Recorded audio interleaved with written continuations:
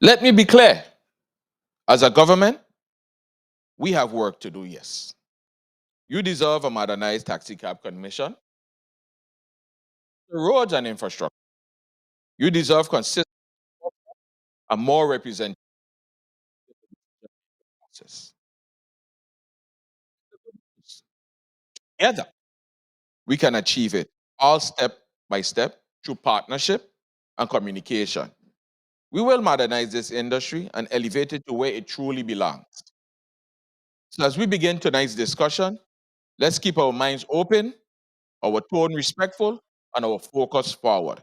Together, we can drive this industry and our territory into a stronger, brighter future.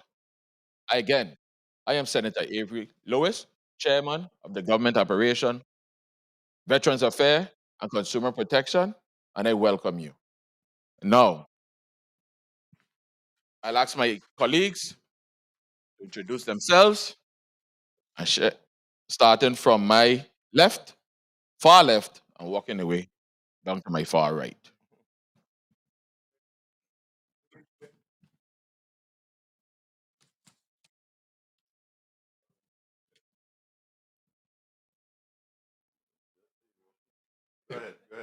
Yes. Good evening, everyone, and thank you for taking the time out to be here tonight.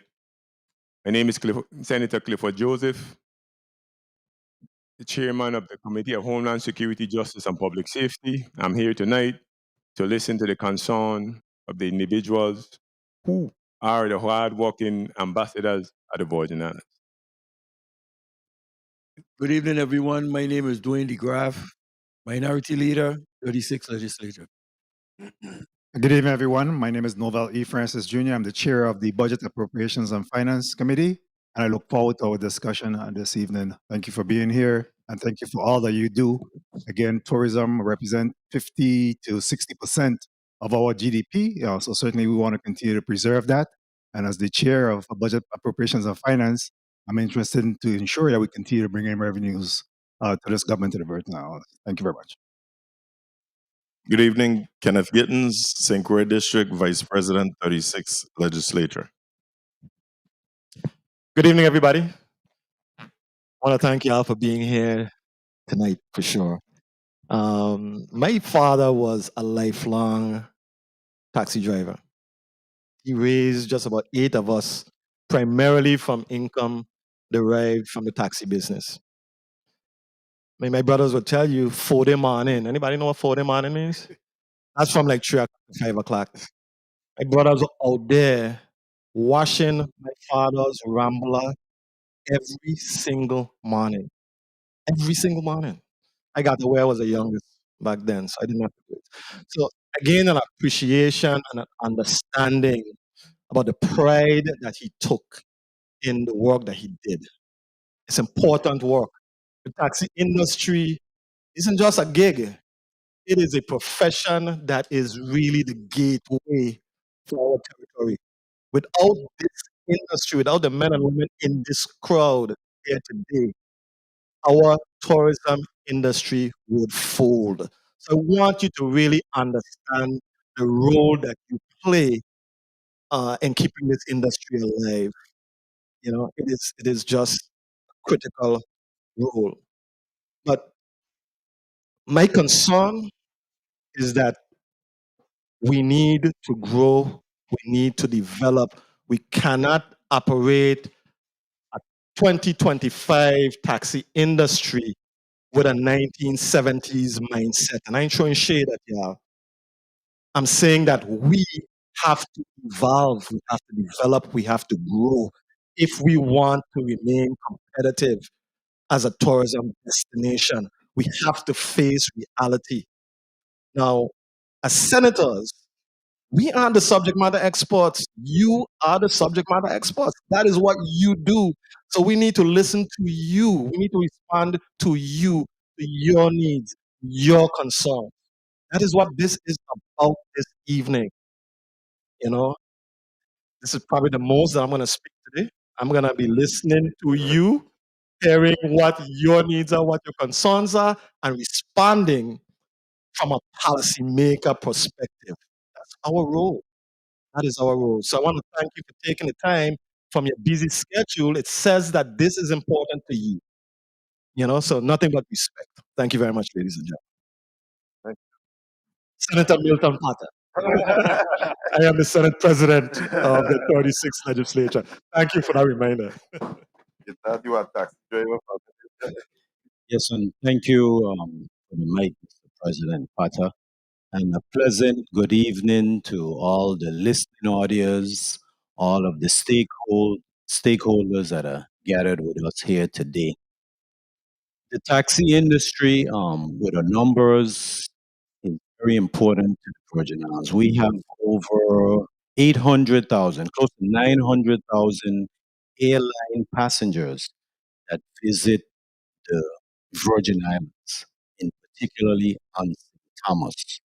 So this industry is an industry that has been traditionally dominated by locals. And of course, it's one of my goals to ensure that the taxi industry remains dominated by the locals. But however, change has to come, particularly with our residents, the cruise ship passengers. You know that we're getting the larger ships. We fought that battle for the taxi drivers to maintain the 27-seat safaris because we thought it was only fair, and that was thanks to all of my colleagues in the 35th legislature. However, there's still motions to create a Lyft or Uber or some different type of ride sharing. I am against it.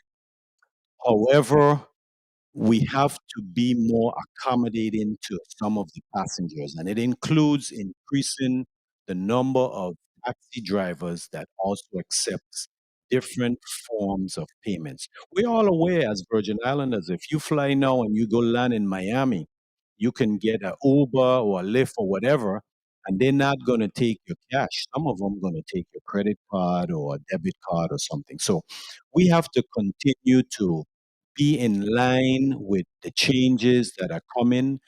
We also have a bill to change the value of the taxi cab medallions because we know that's one of the areas where the taxi drivers have been hindered. We think the price of the medallions is right now too low. We would like to raise that. Me and the chairman of this committee, Senator Avery Lewis, we're working on that bill. So there's some good things in store. However, I'm here mainly to listen and to learn. And thank you very much. I'm the chair of the Health, Hospitals, and Human Services Committee. I'm your humble servant, Senator Ray Fonseca. Blessing. Greetings and salutations, everyone, to all the taxi men and women, all listening and viewing audience, radio waves, airwaves, central staff, everyone, and my colleagues. My name is Senator at Large Angel Bulkes Jr., and I'm here to uh, hear your specific concerns. Each island has their own specific challenges. We conducted a town hall taxi hearing on the island of St. John last evening with some colleagues of mine.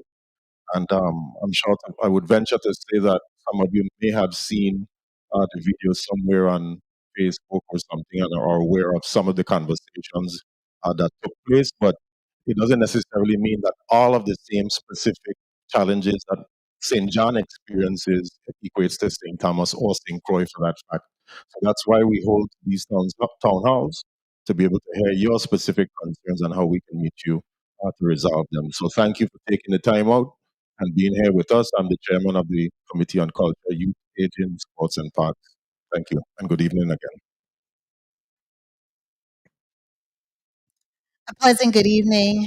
The tone has changed, and I am your humble servant and Senator Carla Joseph. I have had similar meetings in the 35th legislature with the taxi industry operators. Some of you have been here, and I just want to welcome you once again to the People's House, Earl B. Utley Legislative Hall. You all play a vital role in our economy. You bring in significant amount of money. You are the first and last that our visitors to our shore see. Even in our march that we have as the Virgin Islands March says something tremendously important, that we hold out a welcome to one and all. And all of you, with your level of hospitality, you hold out that welcome for our visitors to our shores. And I just want to say thank you for that. I have family members who are taxi operators like you. I have classmates who are taxi operators like you. I have friends who are taxi operators like you. And I have brothers and sisters in my churches who are taxi operators like you. So we want to be able to work with you because taxi industry, when we look around, you represent a diverse group of people who look similar to us, and you are part of what is known. I'm taking something from a gentleman, he normally says this, as generational wealth. You're passing down a business to your children, to your descendants, and their descendants. So we want to ensure that that business still operates and is still thriving. So I'm here to continue the conversation. We did make some amendments to the taxi cab. We have reduced, I'm looking at hopefully increasing the taxi cab commission, their budget, hopefully. I'm hopeful so that they could expand the services. I want to take the opportunity right this minute to really congratulate the acting uh, executive director of the Taxi Cab Commission, Ms. Smith. This is the first time in years that they've had. I mean, I came in and it was not happening in 2021. Years that they have seen a graduated class taxi operators. Can we just give her a round of applause as well as the board?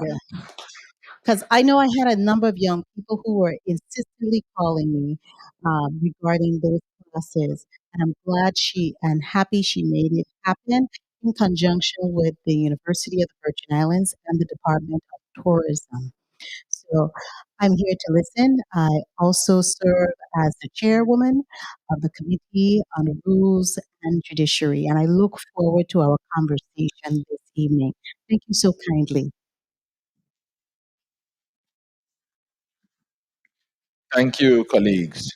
Before we go into any more introductions, I just have to say publicly, I want to thank the Vice President who started this round of meetings in St. Croix. And that went very well. And then the chairman of, I don't want to say Sport Park, the at-large Senator Angel Bulquez, for his meeting in St. John last night. It went very well. We gleaned a lot of information, a lot of things were said. We have our homework cut out for us, and that's one thing all my colleagues say after the meeting, even before. We know we have some work to do. Before I delve into the next section, I have to say publicly, and I know my colleagues will join me on this, is that weekend before I don't know how long ago it happened. I want to say more than 20 years ago, before the Navy called on the Virgin Islands. And we had a Navy ship in here, Iwo Jima. Iwo, and I help me now, man. Iwo Jima, good. Iwo Jima. And they were that down at Crown Bay. And I have to publicly thank the taxi men. I know I know that St. Thomas Taxi, you know, Crown Bay, was very integral in it, but I believe all of you had a part in it. And even when I meet the sailors, they were so happy to know that they had that ground transportation and they felt safe. And you all did a yeoman's job, and I really have to say thank you. And I don't know how true it is, my little body pains me, and I heard that they're coming back. You know, thanks to some of the good service you all give, they're coming back for more. Not the same ship, but they're coming back. Okay, a little body does shout out tomorrow. So I mean, I thank you all, and again, so moving right along, Emails were sent out, invitations were sent out. This was public. And I know in this room we have different associations. We may have independent taxi drivers. So I mean, I'm just asking if you could just say who you are, where you're representing. It'll be great. If you don't want to, ain't no pressure, but it'll be nice to know who all is in the room. Who all is in the room.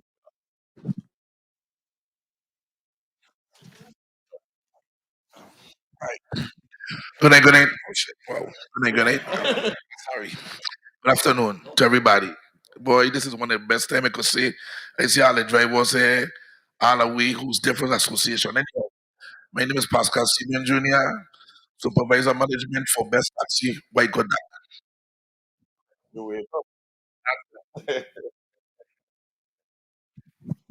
Good evening, everyone. Good evening. Thanks for putting this meeting together. My name is Ivan Nicholas, and I represent the VI Taxi Association based at the Westin Resort. Very proud to be at the Westin. Good evening, everyone. My name is Louise Hanley. I represent the VI Taxi Association, sitting over at the Western Resort. Thank you. Good evening. My name is Yvette Mills. Some of you know me as Myris. I work at the VA Taxi now for 25 years, and I'm based on the Western Taxi stand.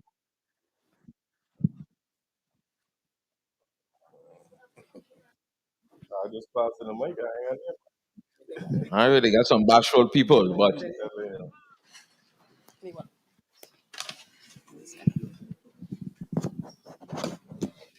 Good evening. My name is Tyrone Paul, President of Alice Taxi Service, Blyden Terminal. Good evening. Marvin Smith, Eastern Taxi President. Good evening, Steve Gardner, representing VI Taxi Association as the office manager. Good evening to all. My name is Emerson Knight, Vice President of VA Taxi.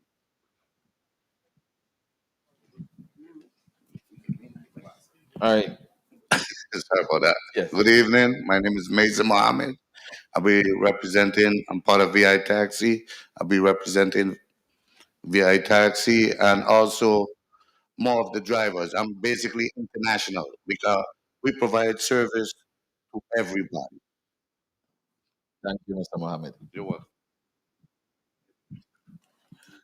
Good evening. My name is Lester Carey. I'm one of the current graduates of the class that currently went through with Miss Director Miss Melissa Smith, and I represent myself right now, open to 20 takers. So,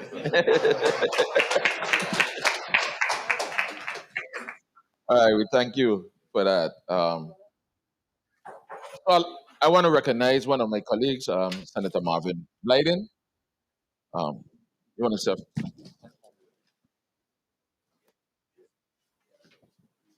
Good evening, everyone. Senator Marvin Blyden.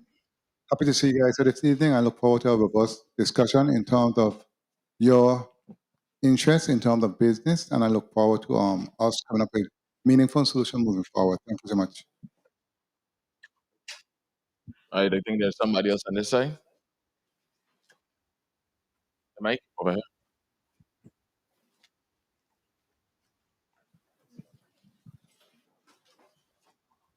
Good evening. Good evening. My name is Lionel Worrell. I belong to St. Thomas Taxi, but I am here as an independent taxi as well because I believe the taxi people are the drivers of the Virgin Islands and going forward into a new economy.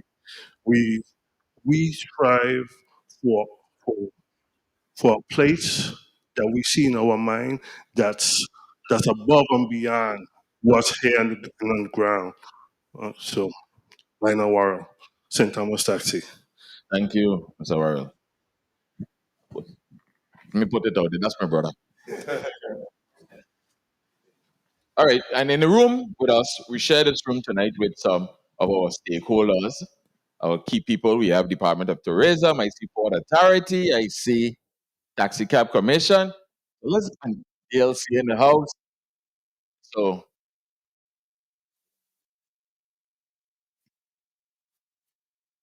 Veterans Affairs in the back, but I don't think he's here tonight. Good evening, everyone. My name is Ava Penn. I am the Director of Financial Affairs and the Acting Property Manager at the Virgin Islands Port Authority.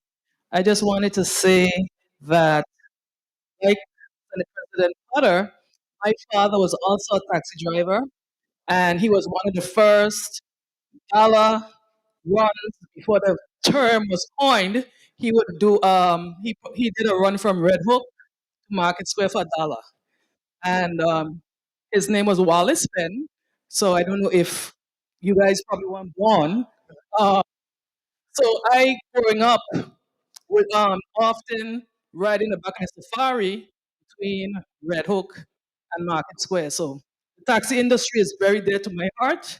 Um, Today, hardly anyone pays with cash. So we also need to adapt to the industry so that it can be profitable for everybody. Thank you. Thank you, Ms. Good evening, everyone. My name is Alani Henneman. I'm the Assistant Commissioner of Tourism. I'm here to support my Assistant Commissioner on St. Croix, Elizabeth Hanson Watley, today as she sits as the President of the Tax Commission. It's been said, first line of defense, the faces at the airport, and your taxi driver. Being in the industry for all these years, all of the media that I worked with said to us on creative stories based on their stories and memories shared with the drivers. They went to beautiful places, but who made the experience is the drivers. And because we are now going into 2026, where we have increased airlift, increased cruise numbers coming into the territory, it's imperative that we work together to make sure the front line is as strong as the back line. Thank you.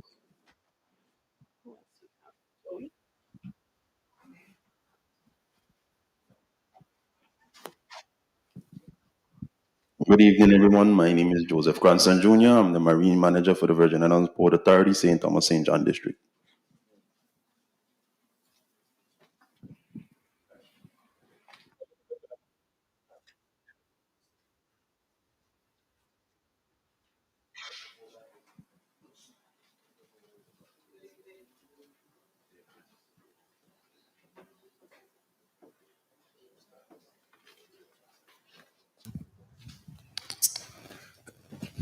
Good evening. My name is Horace Graham. I'm the Assistant Commissioner, Department of Licensing and Consumer Affairs, and I'm here to engage and to listen to the conversations that we have about the future and continuing of the vibrant taxi industry in the United States Virgin Islands. Good evening, everyone. I'm Melissa Smith, Acting Executive Director with the Taxi Cab Commission.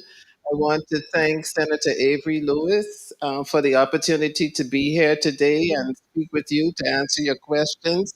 And I also want to thank Senator Joseph for her very kind words.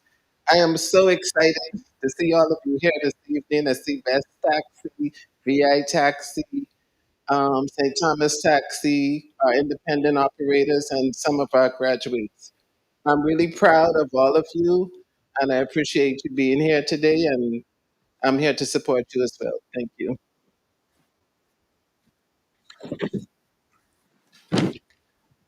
Good evening, all. My name is Elizabeth Hanson Watley. I'm your Assistant Commissioner territorially, and I'm also your chairperson at the Taxi Cab Commission Board. And I have to echo the sentiments in the room. I am so proud to be here and see that you are invested. I know you guys work hard, so I will just encourage all of us to not talk so much because we really want to hear from you. And this is about you this evening, and I'm just joyous that we're able to have this setting where all the players are in the room so that we could come up with a plan that makes sense.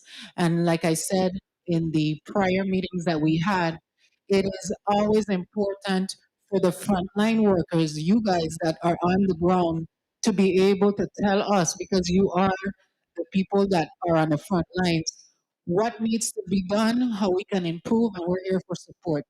You know, a lot of times people look at taxi cab commission as just regulatory and, oh, we got to jump down and do all of this with taxi drivers. We're here to support taxi drivers and make sure that your industry continues to evolve and improve.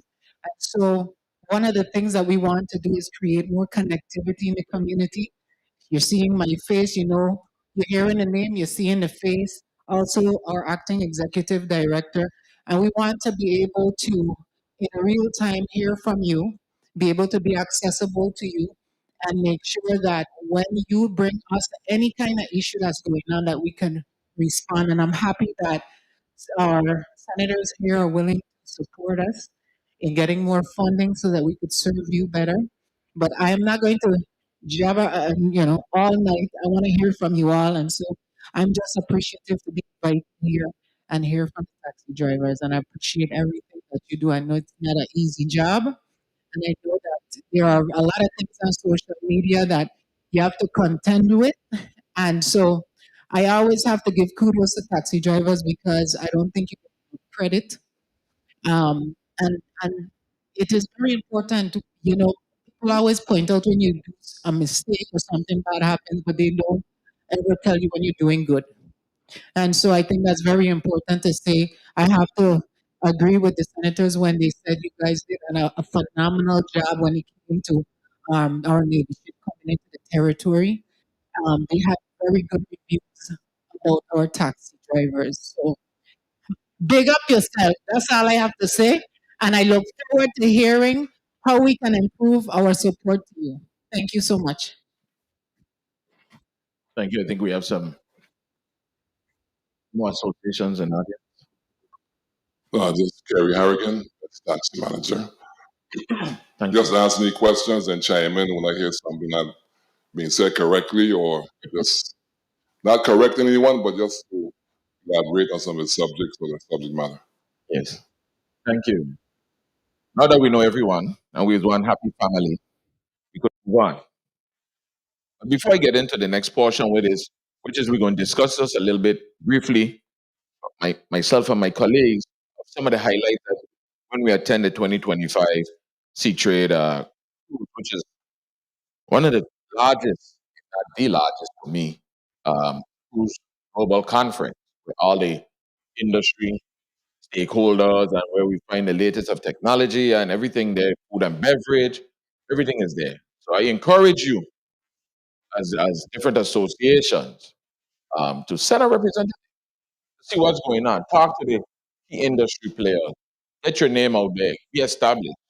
I mean, when you go there, other countries are doing it. Why not the Virgin Islands? People, let me tell you something. And we're going to be proud of this here tonight. In the Caribbean, the Virgin Islands ain't just the best. We're the premier. They calling on us. So we have to keep this product going. We have to improve on it. Port Authority, they're doing their best down there. They're making improvements on our airports and even on our ports, our seaports. Same thing up at the West Indian Company. Same thing with Port Authority again in St. John. I mean, there's going to be some rough times, but we're going to get through this. Because at the end of the day, the product is going to be viable for all of us. Come next year, we have a total of 761 cruise calls on the Virgin Islands. 362 at Waiko, 113 at St. Croix, 286 at Columbia and St. John. 80 of that 286 is going to St. John. So it's improving. People want to come to the Virgin Islands. When we go to Sea Trade, we're talking about experiences, memories, how hospitality, how we treat the people. I'm gonna pause now and let my colleagues them chime in. Which one? I mean, I didn't attend Sea Trade this year, but clearly I echo everything that Senator Avery Lewis just mentioned. I think, you know, my big thing is as an industry, we need to grow, we need to evolve, and I think that we need to have a level of collaboration between the subject matter experts who are you in this audience and the policymakers so that we can get it right. And that's really big, my big um, but I just really want to do less talking. I want to really hear from you. I want to hear what you deal with on a daily basis and what we can do from a policy standpoint to make your lives better, more efficient, more profitable, and ultimately it benefits this territory. So I think the real key here, the secret sauce to our success is really taxi drivers. So I look forward to hearing from you. Yes, and just to give you some statistics that the Assistant Tourism Commissioner was talking about, the Virgin Islands is actually the third most popular port in the Caribbean. The Bahamas is first, Cozumel, Mexico is second, and we're the third. We get about, in 2024, 1.7 million passengers. And if you multiply that by the per head fee of close to $18, it's millions of dollars that the Virgin Islands government receives revenue. So this is obviously a very important area to the entire Virgin Islands, cruise ship passengers and the tourism. Thank you. I wanted to go back to the comment that Senator Avery Lewis made about sea trade, and I wanted to add to it. Sea trade is a cruise line global um, conference that attracts cruise lines from the Pacific, the Mediterranean, the Atlantic, the transatlantic. And one of the things that we discussed yesterday, which I want to sort of bring out to the forefront here, is to encourage you to attend conferences such as this, if not Sea Trade itself, to be able to network and collaborate and sort of build relationships directly with those cruise liners. Because currently, I'm assuming that most of you that do any business with the cruise lines have to go through some sort of tour operator. And in those cases, you receive a certain percentage of whatever that is pertinent to the tour or excursion that you offer. So one of the things that I believe my colleagues are going to chime down on a little bit later is the fact that many other taxi associations from other Caribbean nations attend Sea Trade. And unfortunately, we do not have any representation at Sea Trade, and I believe it's important for us to begin our efforts in trying to attend Sea Trade or other global sea conferences or cruise ship conferences to network and build relationships for the taxi association.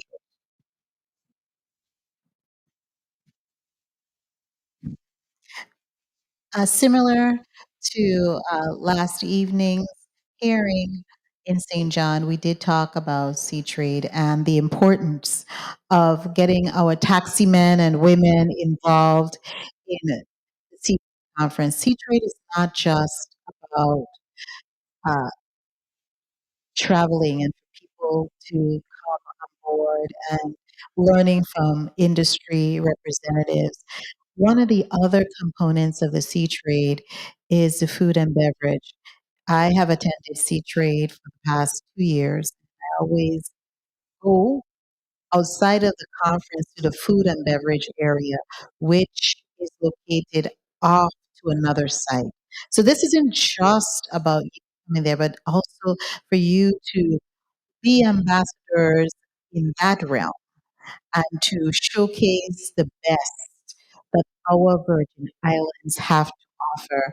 Last evening, and I'll do it this evening again too, I shared the dates based on Google, and most of us trust Google.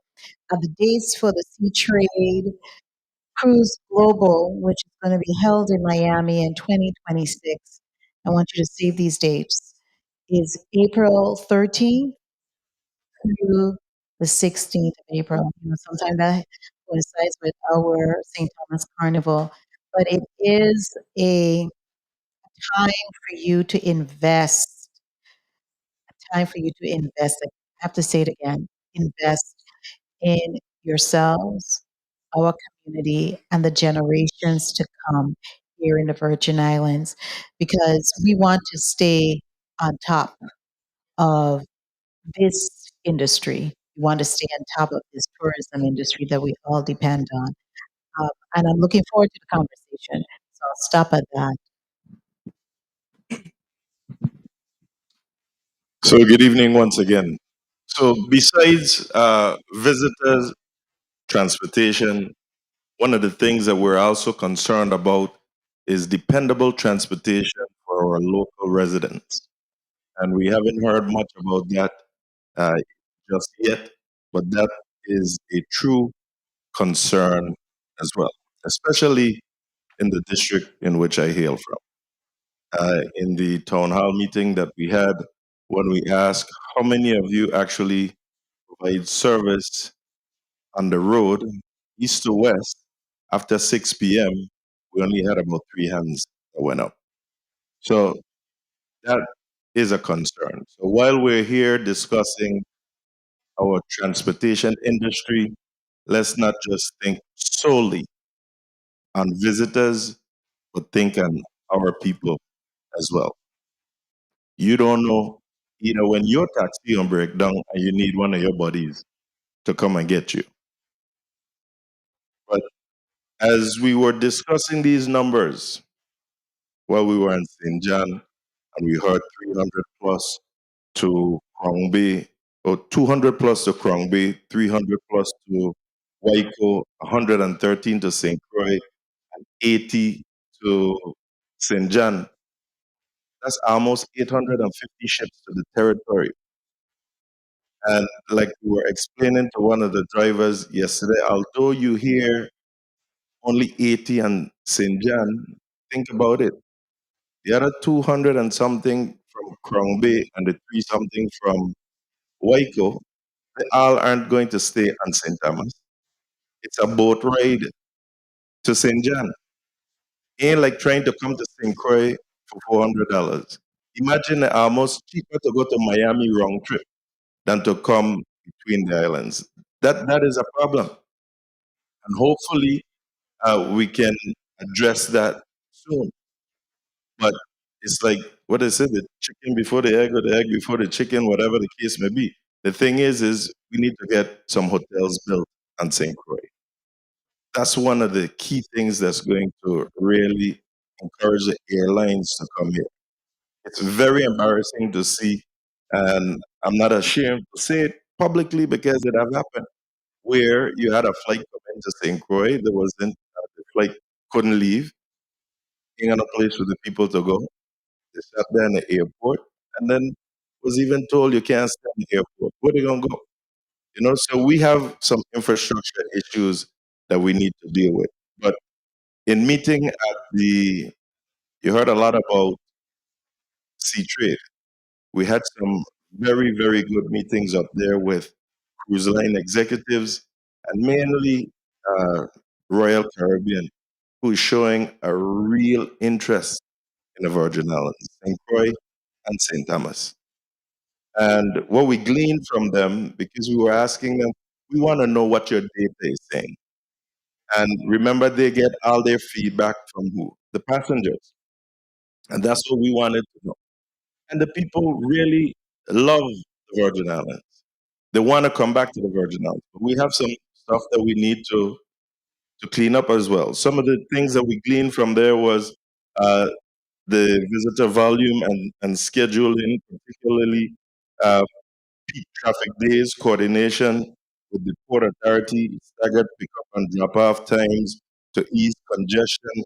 One of the good things that I like in the St. Thomas, St. John district is that a lot of you that stood up and state the organization that you're representing, you actually have a designated area where you're dispatched from.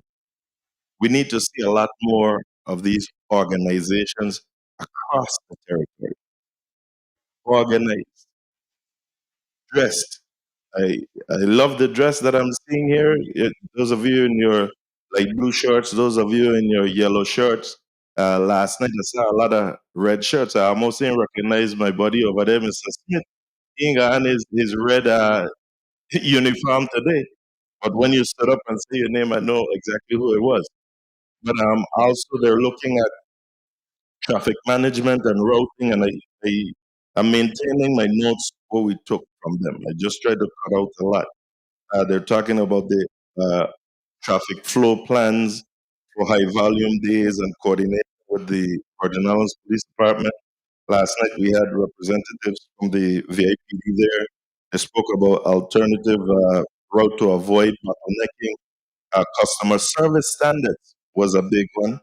Uh, Refresher training on professionalism and hospitality, clear communication practices, greetings, pricing, and directions as to where people want to go. Safety is also at the top of the list. Everybody wants to make sure that the passengers are safe. We want to make sure that not only our visitors, but our residents as well are safe as well. And under the safety aspect, they spoke about vehicle safety checks and inspection. This is where we need to be working with the Taxi Cab Commission to ensure that they're able to hire the number of inspectors or taxi enforcement officers that they will need to help in this endeavor. Proper signage in the downtown area, designating zones. This is where we will be working closely with the Department of Public Works, uh, public health protocols, and emergency procedure and contact information sharing. That will be done through our Department of Health. Uh, Pricing transparency is definitely a problem. Enforcement of published taxi rates.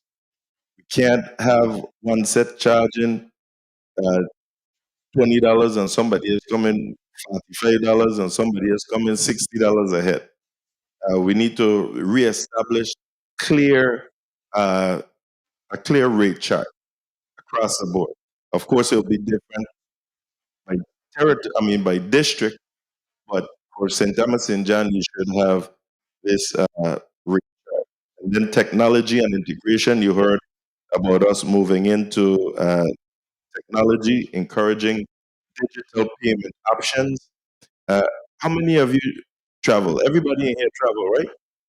How many of you just get a regular taxi? More than likely, most of you, when you get to the airport, you jump in an Uber or some kind of car service or something, and even if you don't, and you get into the regular yellow cab, you have a option of paying cash or you utilize your card. So let's not run from the uh, technology.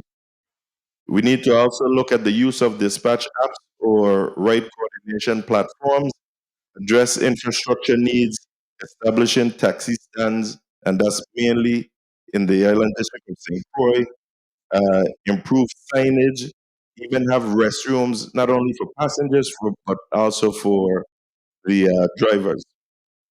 And lastly, environmental and cultural awareness, where we're talking about educating visitors on island customs, our etiquette, and our local highlights.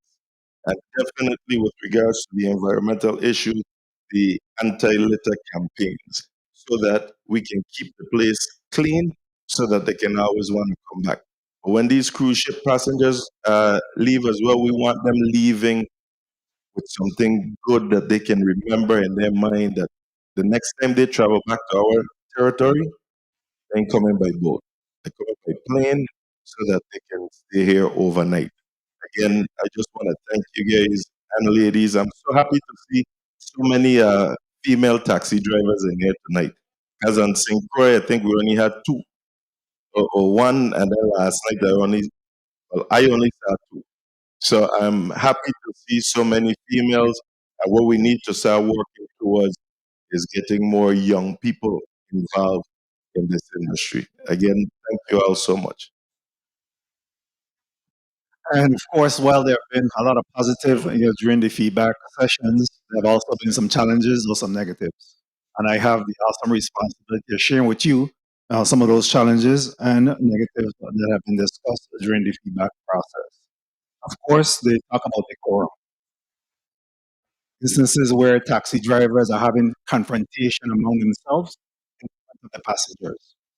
That is a problem. Again, you have to be able to reserve those type of commentary until maybe outside of the presence of the passengers and resolve your issues behind closed doors. You can't be airing your dirty laundry in front of the passengers. Reflect negatively, and that again is back to the industry. Organization is key. They look for organization, and I know we heard about independent here, but it's critical that you fall under some one of the umbrellas because, again, it's key to be informed, and be organized. So that is something that you need to consider. And under those organizations, of course, because you have instances where there are gypsy cabs. And those gypsy cabs, again, present negatives because they're not falling under any umbrella and really don't have the directions of the organization to ensure that they're following protocol, policies, rules, and regulations. In respect, the Virgin Islands is rich with culture and history. When you're having these discussions about the history of the Virgin Islands, we want you to be correct in what you're saying. We don't want you to talk about things that you don't know. And that's why it's important to attend the training because, again, there's misinformation. A lot of time, individuals do research to the district that they're coming. And when you tell them something totally different, you leave them a little bit befuddled and they don't understand what's going on. And, so that presents some challenges. Um, Again, you don't want to be bad talking the islands. Stay positive, stay on program. If you don't have anything good to say, don't say anything. Don't bad talk the islands. Don't just bad talk one district from the next district, one island over the next island. That's very important because, again, this information is shared, is documented, and is reported back to the industry, and then we get the feedback. I must say that most of it has been positive, extremely positive. But again, these negatives are also mentioned. We're in a fight here in the Caribbean because all of the Caribbean are competing. They have come and learned our industry and have mastered it. So they've been very competitive. So it's important that we're able to shine and continue to grow this industry so that we continue to be the gem of the Caribbean that we continue to describe. All right? And be the premier and the leader. So we have to do our own introspection and make sure that we're righting whatever we're doing wrong, so that again, we could really continue to shine here in the Caribbean. We are putting a lot as a government in providing the resources, monies in our various facilities, our various ports, so that we can continue to grow the industry from that perspective.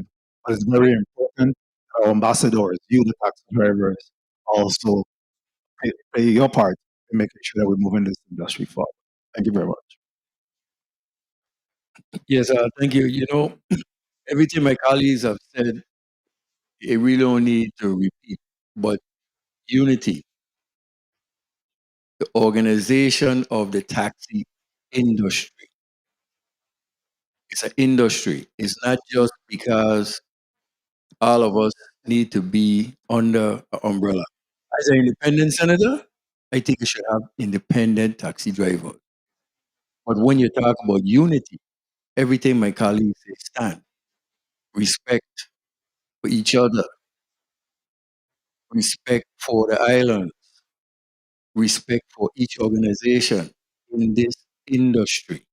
This industry ain't survived this long because we don't have a good product. We have a good product. But it's easy to call down and say, I don't like these people, I don't like that people, we don't have. Some of these things we got to put aside. Because it's so funny, I live here all my life. In this room, I'm one of the oldest in the room. So, and when you look around and you see the taxi industry, I don't want to be the oldest, tell me, one of the oldest. But when you industry and you hear individuals who speak of the parents were in this industry and now we look at the industry to see the young faces. If you didn't have a couple of these young faces in here, the average age in here is about 50 years old. But because of the young blood we have in here, shows. So again, this is how you're going to build back the industry. But we ain't going to get it done without unity. We got to work together. Because one thing that wasn't said on Sea Trade, I made sure I sat with my Crucian colleagues because St. Croix needs to be given some love and brought up to speed as a part of the industry. St. John needs to be a part of the industry. So let's not grab everything for ourselves and then walk away. Keep an open mind. If somebody says something you don't like, hey, let's try to find an equal medium and fix it. Too much, it's so easy to cut somebody off and turn your head. Let's work on the unity. That's what I took from the entire conversations at Sea Trade. Unity. Thank you. Good night again. I ain't got much to say because I wanted to hear from your side. I think this, my colleagues and myself, we had a lot to say, and it's time for us to hear from the audience because your reason for being here is a reason for we being here to listen to what you have to say. So I must sit back and listen because we can't fix problems unless we hear problems. So I'm listening to some of the problems that they claim that associations have, but now I want to hear what the association feels that's missing that they can improve the Good evening, everyone. I would be short, less than 60 seconds. I just want to say, number one, based on what all my colleagues stated, I agree with all of them. But I want to add into our branding. That's very important. I see many of you in your uniforms. I see some of you with your name tags. That's critical. You know why? What my colleagues spoke of in terms of attacking different islands and territories, in terms of even promoting other island destination, even though you're here working in this territory, is wrong. And when you have your name tag and the report back, you know who, and then the association president can deal with an individual. I think that's important. That's very important. Secondly, you guys are ambassadors for our territory, and we appreciate you and we support you in that endeavor. And I must say, this industry is close to me because my dad been a taxi driver all his life, basically. So I kind of understand the industry. I go over there many times, so I look forward to seeing what we can do to improve things in the industry. And I have some suggestions also how we move forward with some of the comments I heard earlier. Thank you so much. Thank you. Thank you. Thank you, colleagues, for your input. I think we really covered a lot, and we could get down to the crux of the meeting, which is the open discussion, because that's what we're here for. We hear from you, and we have all the stakeholders here that hopefully could provide answers. And if we don't have answers, we go back and we come back and we have keep working at it till we bring some solution. We want to hear from everybody. Yeah, This is a so town hall meeting. This ain't no sanitarian. Okay, just loosen up and yeah, say what you have to say respectfully. respectfully.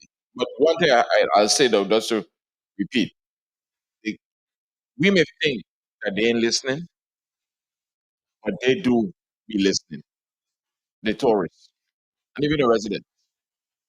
You know, I gonna put in a big plug for the residents now because some night ago was Lucky Street, and it had a lot of tourists there, bingo night, and I couldn't get no taxi at all.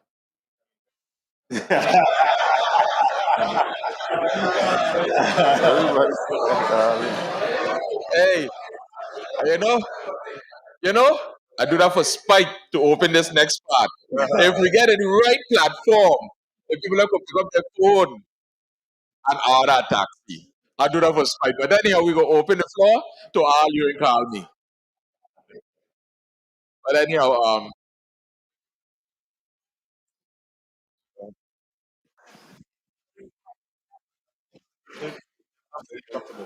how you feel comfortable? Okay. Good evening, How you doing? senators, distinguished administrative leaders from the various government departments and agencies that are represented here this evening, members of the various taxi associations and organizations, owners, operators, and the viewing public, if this is on Facebook, which by the way, this is how I know about it because I happened to see the one in St. John last night and I said I had to be here this evening. I am Rashida Francis, and where I'm not an active taxi operator, my family owns a medallion. My father has retired from operating his 25 to 30 years.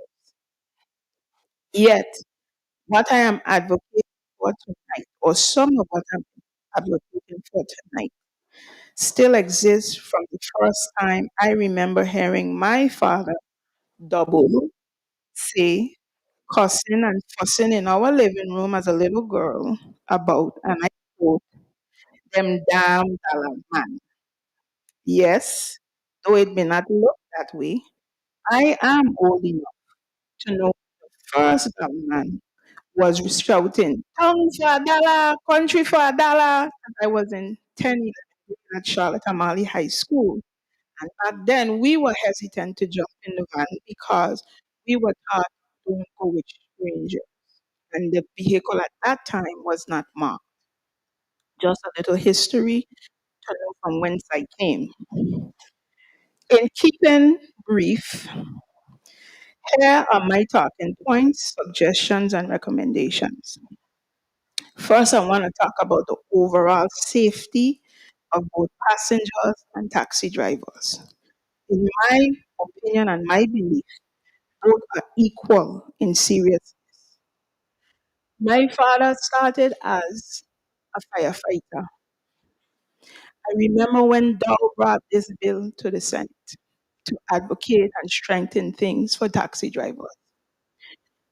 When my father decided to go full time as a taxi driver, the main concern in our house was he was going to return home safe every evening, the same way police officers and him as a firefighter, we worried. Because there was a point in time in my life when taxi drivers were being attacked, robbed, and some of them what we used to call being gun butted. Okay? So when we're saying that taxi drivers can't be found after 5, maybe some of the younger ones will take the risk, but the older ones, this is their history. And things still not have not changed to where they are comfortable that if they are to encounter an issue, there is someone that they can call on. I heard last night in the town hall in St. John that there was reference about someone feeling that they were called the N word and what transpired. I didn't see it. However, I remind us that when Potter was our lieutenant governor, he had to make a public statement. At that time, there was an individual flying some type of swastika flag in our waters, and we couldn't figure out as a people what side, who was right, who was wrong. He had to make a public declaration that that flag is not flown in our waters. That is parody to how that individual felt when he believed he was called the N-word. Our country is in arms and racially motivated. We cannot continue to think that our taxi men, people dealing in this tourism industry, our churches and alike are separate and apart from what is going on in the United States. You cannot just say err on the side of turning a blind eye. You cannot just say, well, they come off a plane, they come off a cruise ship. That mean they don't have a gun. That don't mean they don't have ammunition. No, it is the driver and the passenger. When you are faced with those things, your instinct is what kicks in. We have to focus on safety. And when I heard at certain parts of St. John, you can't even get service to this day in 2025, no, no, because you can't call for help. I'll end with that. Moving on. Because I am very I've been fighting this from my father used to make me write his letters when he was a part of the taxi association. So this is why I'm still passionate today. Okay? All right, moving on. There also needs to be serious discussion and, if needed, legislation on the ramifications of assaulting a driver, especially those that are racially motivated and have an available place where incidences can be mitigated in real time, in the moment. Yes, we have the police, but I may not be able to get to the police if this thing is taking place in my van. And I'll tell you, my dad used to just drive people straight police station, but back then they had a location in Four Winds. I grew up in Hidden Valley. That's no longer there. And in the daytime, it is hard to get parking and pull up here at the Alexander Farrelly complex area to troubleshoot a situation. And it gets more difficult at night. Okay? Keep that in mind. All right, next. So I'm saying this and I'm taking my time because I'm tired of the narrative that taxis don't pick up locals. We do have taxis that pick up locals. I will get to that later, but the taxis that you all are referring to or that are referred to, because I ain't pointing out nobody here, we're talking about those are the taxi association. At the end of the day, this is their business. If they don't feel safe enough or that they need the money enough, whatever their reason is to not pick them up a local, we need to find out from them the why and solve that problem instead of continuously trying to force a circle into a square. Okay? Next, the updating of technology.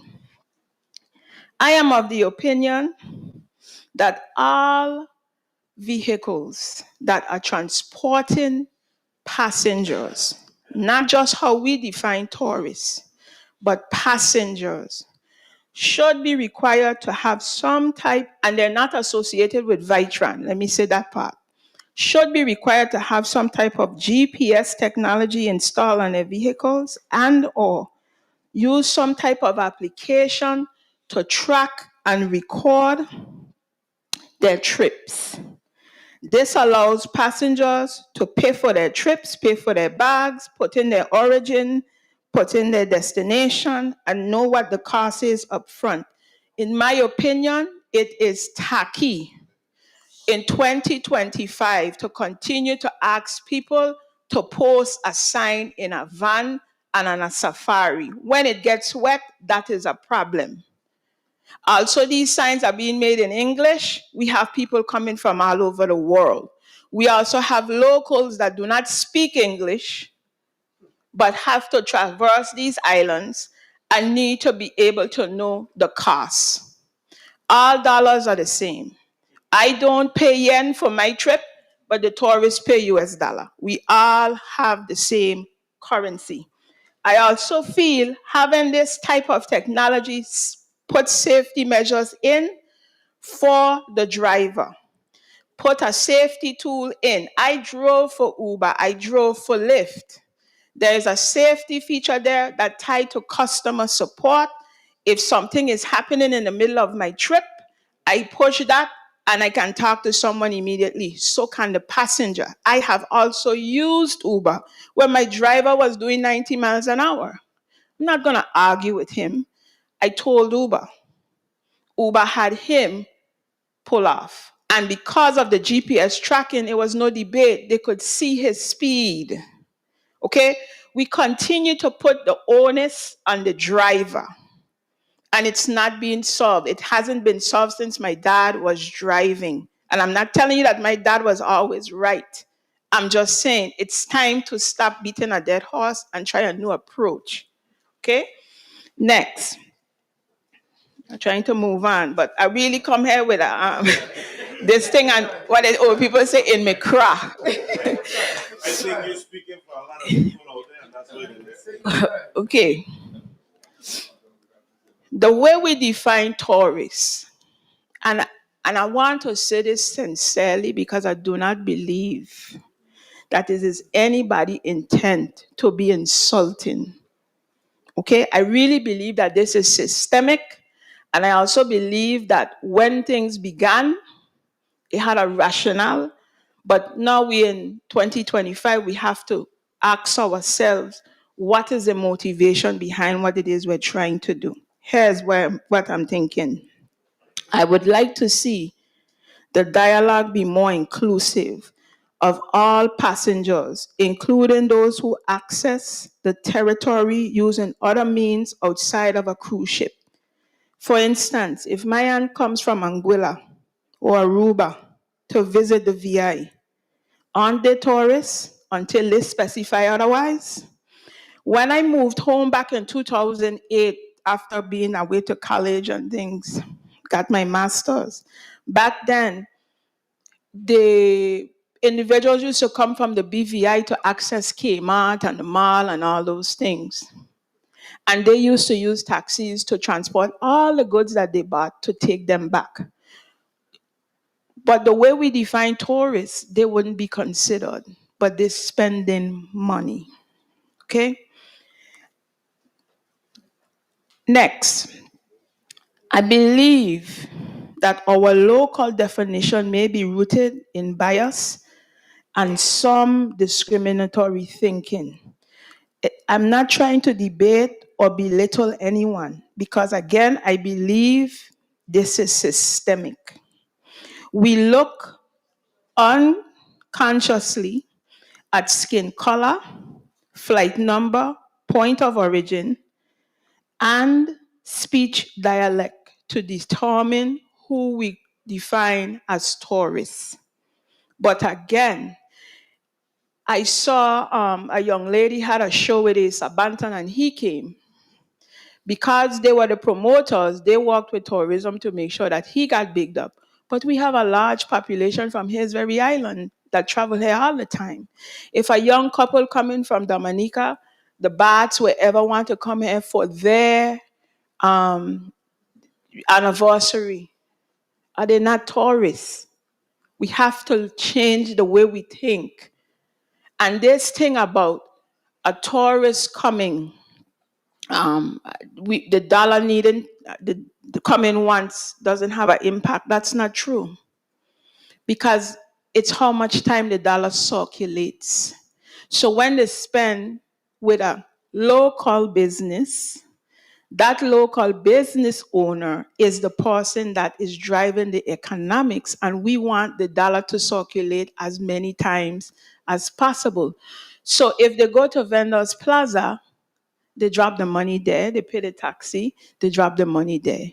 But those two people gonna pay WAPA. They're gonna buy food, they're gonna pay via, they're gonna buy clothes. And they're too gonna take a trip, hopefully, to Miami to go wherever or go back home. That's what we want. So the mindset, I just want us to look at that. And it's an internal question before it could become a legislative question or a community question, okay? Dollar taxis. Let me say this. I use dollar taxis very often, and I use Vitran. Today, I took a dollar taxi from Hidden Valley to Red Hook because I was going to the vet with my dog, an emergency. On my way back, and I have a little Yorkie, so I could have in my purse, right? A tourist, Caucasian group came to me, and the ladies who come to me, she felt safe, and she said, "Miss, I don't feel safe going with that taxi driver because it's unmarked. What do you think?" Now, I was Red Hook. I said, "Well, if you don't feel safe, I agree with you," even though she was with her partner and someone else. Because she told me the guy was her husband. I said, "If you all don't feel safe, you see that guy over there in the red shirt? He's a marked taxi, and they have a whole taxi stand there. Go and tell them where you're going, and they will put you in a marked car, and you will feel more safe." And she called her husband. She said, "The lady said she don't feel safe. I don't feel safe. Let's go. Tell him, Tansan, let's go." Okay? So even me, I'm not a taxi operator, but I have a responsibility to make sure that people are safe. But I also understand what she was saying, because when I travel to other places as a young woman, I have the same concern. Tourists passengers are getting savvy. The dollar taxi need to be up to the same standard and requirement as these beautiful individuals. You know how you praise them for their dress? We got dollar taxi coming out looking like they just roll out of bed. And all they're doing is rolling the window down halfway to get your money and give you your change. And at one point, I saw on social media a big announcement, dollar taxi going up to $3. Who regulate that? What input you have? You understand? So all of them need to come under the taxi commission. We have to get away that from this thinking that taxi commission only regulates these beautiful people. No. If they're not under Vitran, they need to be under the commission. And I want to go a step further because I don't want to take up everybody's time. The same way I, as a business owner, I am a consultant, but I have to get approval from the fire department, environmental health, IRB before I could get to DCLA. Persons that are operating passenger vehicles, regardless of how you define yourself, need to have some type of clearance mandated through the taxi commission, through the BMV, and through IRB before they can get any certificate license from DCLA. It makes sure that monies come back so that these individuals don't come in front of us and say, we need money, but we here in DCLA collecting money for fines and fees and other things. We have to close these gaps within the government. And if it cannot be regulated that way, then I suggest that the dollar vans go under Vitran and be made to become subcontractors of Vitran and have the Vitran decal. Because we have people there, they don't speak English. I'm not picking on them. They don't know our roads. We're renaming our roads. They're not being made to take classes. At least us, we could say, oh, I want to go down by the old USO. Somebody from here will know where that is. But now that they're renaming the roads, everybody that operating a passenger vehicle need to take these classes and become familiar with our communities. You can't just be dropping people off where you think. You got to know where our communities are, what our roads name. You have to have that. It starts there. It's not just all the Virgin Islands history. That is a part of the history. Moving on. And this really is the last point. Okay. We have children and seniors using these dollar vans. I heard us talking about data from C-Trade about the tourist experience, and that is good. And my heart is pleased that that these things are data driven. But we need the data from locals as to what the experience is. Because I know that there have been people ejected out of dollar vans because of the speed and the rate they're going. It is embarrassing to see dollar vans be trying to beat out Vitran from the Vitran bus stop. And my question is, but do y'all help to pay to maintain that bus stop? I'm not saying don't access it, but you can create an accident the way you all are carrying on and driving. But yet, when it's a tourist day, you hear people complain that they can't get access to the same dollar van. So we got to look at these things. Also, I used to volunteer with Family Resource Center years ago. And I remember clear cases of young children, young people being taken off of the beaten path, thinking they're going in a dollar taxi to go home. And that there was other things happening before they made it home. We don't have a school bus system that can accommodate all of our children. So we have to put things in place that these children are safe in these vehicles. Everyone that transport passengers should be, again, made to clear themselves through DCLA, like I said before, through Taxi Commission, BMV. Also, Uber and Lyft requires background checks. Okay? They run your license and then they do a background check on you. Also, you have so many customer complaints before they shut you down.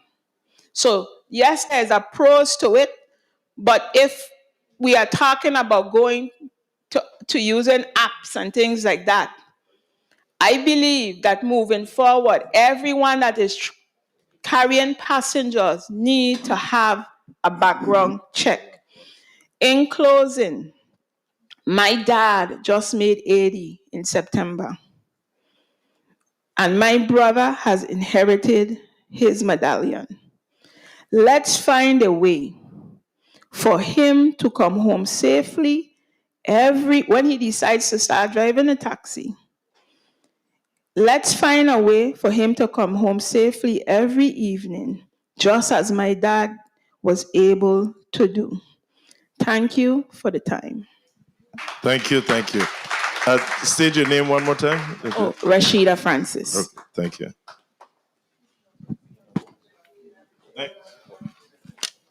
Well, I don't know. 1 second before we go to next. I don't know if DLC or anybody over there wanted to respond or anything. Yeah, absolutely. Let me just stand. I just want to thank Ms. Francis because I think she mentioned a lot of things that have been on our hearts collectively. Absolutely, she need a round of applause because I think you hit it right on the head, and I appreciate you speaking from your heart. But these are things that we talk about, and we go in a car and we say, man, we need to do this and that, but we never come in a room together and really have that hard discussion. And to me, the way we're going to improve is to be honest about the things we need to improve on. And the things that we do well, we own it, and be proud of it. So I appreciate everything that you said. And one thing I would say, boy, I hope the taxi drivers paying attention because this Miss Francis says she's a consultant. So I'm gonna give her a little plug because you got going on. And I appreciate you. But one of the things she made so much points, again, I wanted you all to be able to speak. But I would say this: safety is a very big concern, and we know we talk about enforcement, but here it is again. We talk about being a collective, working together, because we have VIPD, we have Taxi Commission, we have DLCA. We have you all in the room as well. And you had some very good suggestions about having a tracker system. You said GPS and all of that stuff. But I'd like to invite you to have a discussion along with myself and Executive Director and Assistant Commissioner Graham, because I think you have some very valid points. And, we're going to make ourselves available, but I absolutely applaud you because, you see the sentiment in the room, and everybody seems to be in agreement that safety is not just a big concern, it's a necessity to address. And we often put the onus on the driver. I'll have to fix it. You got to dress this way. You got to do this. But safety, it is almost something that you cannot function if you don't feel safe. And I kind of agree. Many drivers have come to us and tell us they don't drive past 5:30 because they're concerned for the safety. And it's a community problem. It's not just a taxi driver problem. I remember when the bread truck used to go around and blow the horn and you run out for bread, you can't see the bread truck anymore. And some things we take for granted, and you guys are such a regular commodity for us that sometimes we don't think about stuff like that, the safety. And also, you brought up the concern in St. John where they said there was no connectivity in certain areas. That's a big deal. And I agree. I don't want to be I'm a taxi driver and I panicking if I can't call and say I need help. So we have to remember taxi drivers ain't Superman and you ain't got no superpowers. And so we have to be concerned about your safety. And so I applaud you again. And I'm going to be quiet now because I know you all have a lot to say. Thank you very much. Thank you. Next person. Senator, you're rushing me now, man.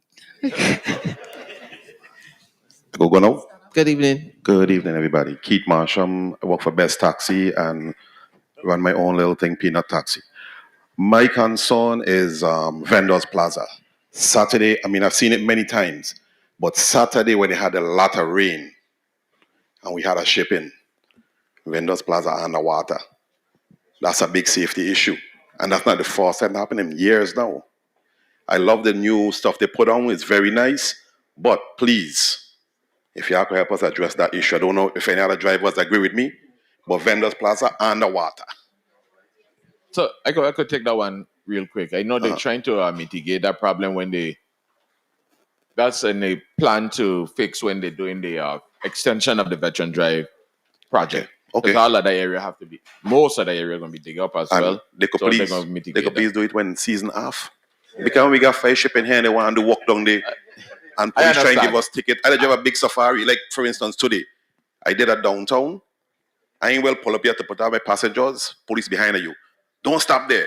But yet, where we supposed to be designated to park, it got 7 private cars parked right there. And the police behind me try and give me a ticket. I can't put out my passengers and frustrating the passengers. They behind you with a little mini car, heap of noise. So I tell him, well, hey, you ain't got to put a ticket on the safari, man. I ain't moving until I done. So he leave and say, oh, it was this time. I say, ain't about this time. This supposed to be a taxi stand, but you got 7 private cars parked there. Up in Fort Christian look nice now, but it's empty. Make them park up there. That's where they fix it for, right? We don't have no place down there to put off. Most of us that drive safaris, big bus, when we pull up, we gotta be rushing. And the same thing you are touching on with electronic. I'd accept payments on my phone. I'd accept Venmo, cards, and all that stuff, right? But if I have 25 people on my safari, and it's 10, 12 different couples, and this person pay me $6, boom. I try to collect $6 from you, 6 from you, 12 from you.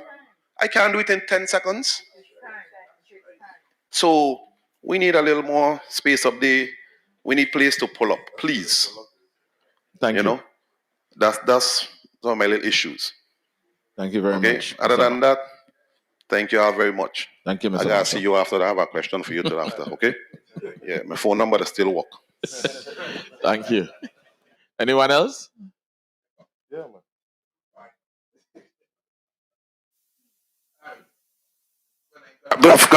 Good night again. First of all, the first thing I'm going to say, Senators are glad for this, because it's really needed. But my first congratulations is to the taxi commission over there, the director. I ain't meet you yet, but hey, boy, yo. But you know, I'm going to tell you what I'm glad for you, and I'm glad what you're doing. This is the first time in donkey years that I could stand there and say, a taxi class is passed.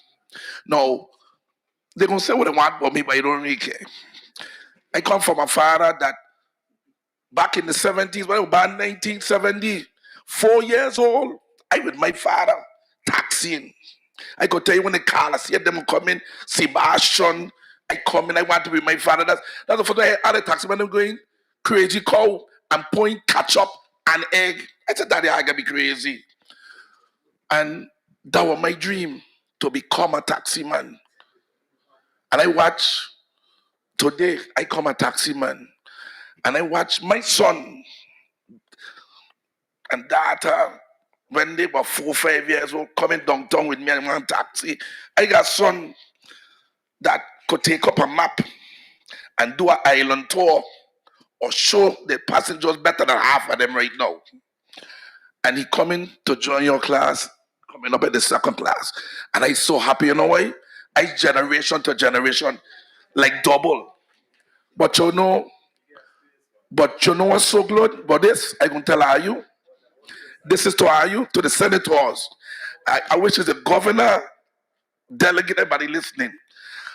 You need to give money to everybody. But that young lady there, send Shane Benjamin Gunn, I'm going to give her credit. Shane ain't get to complete the job. Me ain't blaming the governor, love the governor. But that young lady here need a chance. And she need IU support. She can't do it without IU support. Edison, I don't keep it real. You don't have no inspector from before Carnival. So there's no law enforcement to stop them. What driving any kind of car coming white coat dark. Even me before we get a chance, me, Kerry and Raymond, to run that dark generation to generation. Ain't answer to nobody. We answer to the three of us. That's an opportunity that a lot of younger. That's why I have my son trying to come in. Like her brother, my best friend Ronaldo. I'm happy for that. Father turning it over to him. I used to come down, be a thief job. I be real. Before I associate, I come in, I hustling. But what I'm trying to say is this. Just listen good. We be real. Listen good, and this is real. Right now, we on a verge of, and everybody can like a joke. We on a verge of a catastrophe gonna happen in St. Thomas unless she get help and get enforcement officers not next week, right away. Because listen to good. All of them, I don't care what country they come from. Like she said, they jumping up, putting on slippers, down greenhouse, in a raffle. You're going taxing with no plates or throwing out false plate. The day an accident happen with an illegal taxi, we have the legal one.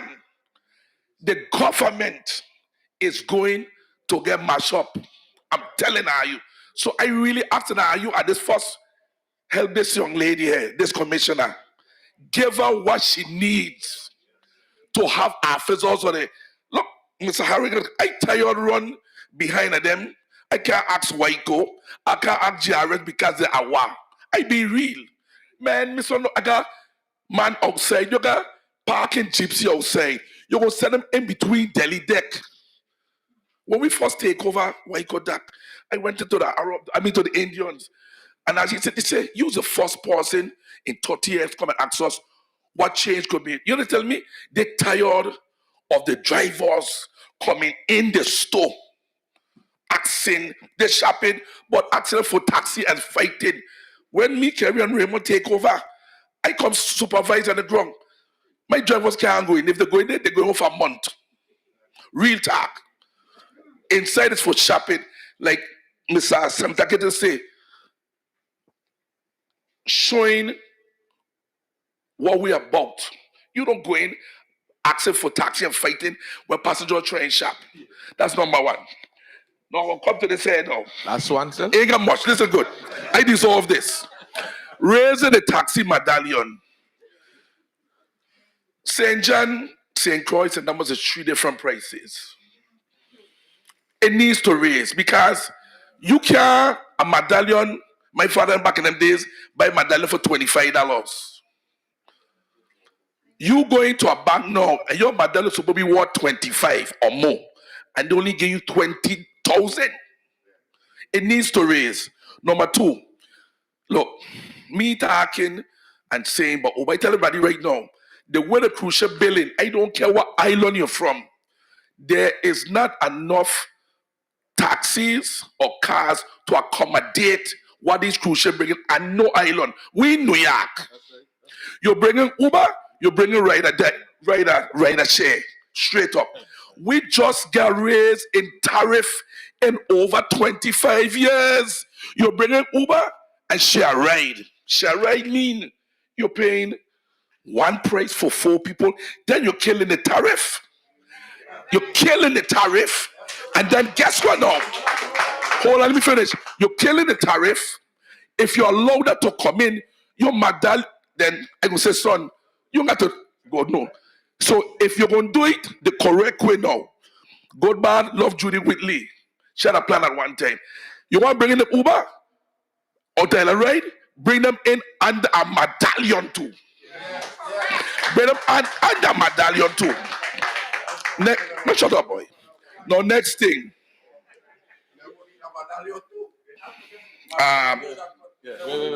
No, this thing with Lemo. This thing out of control. Everybody going to the States, Cadillac, this and that. But when they come back now, they ain't going down by DLC or taxi commission. They put it on the road, they put it on their own website.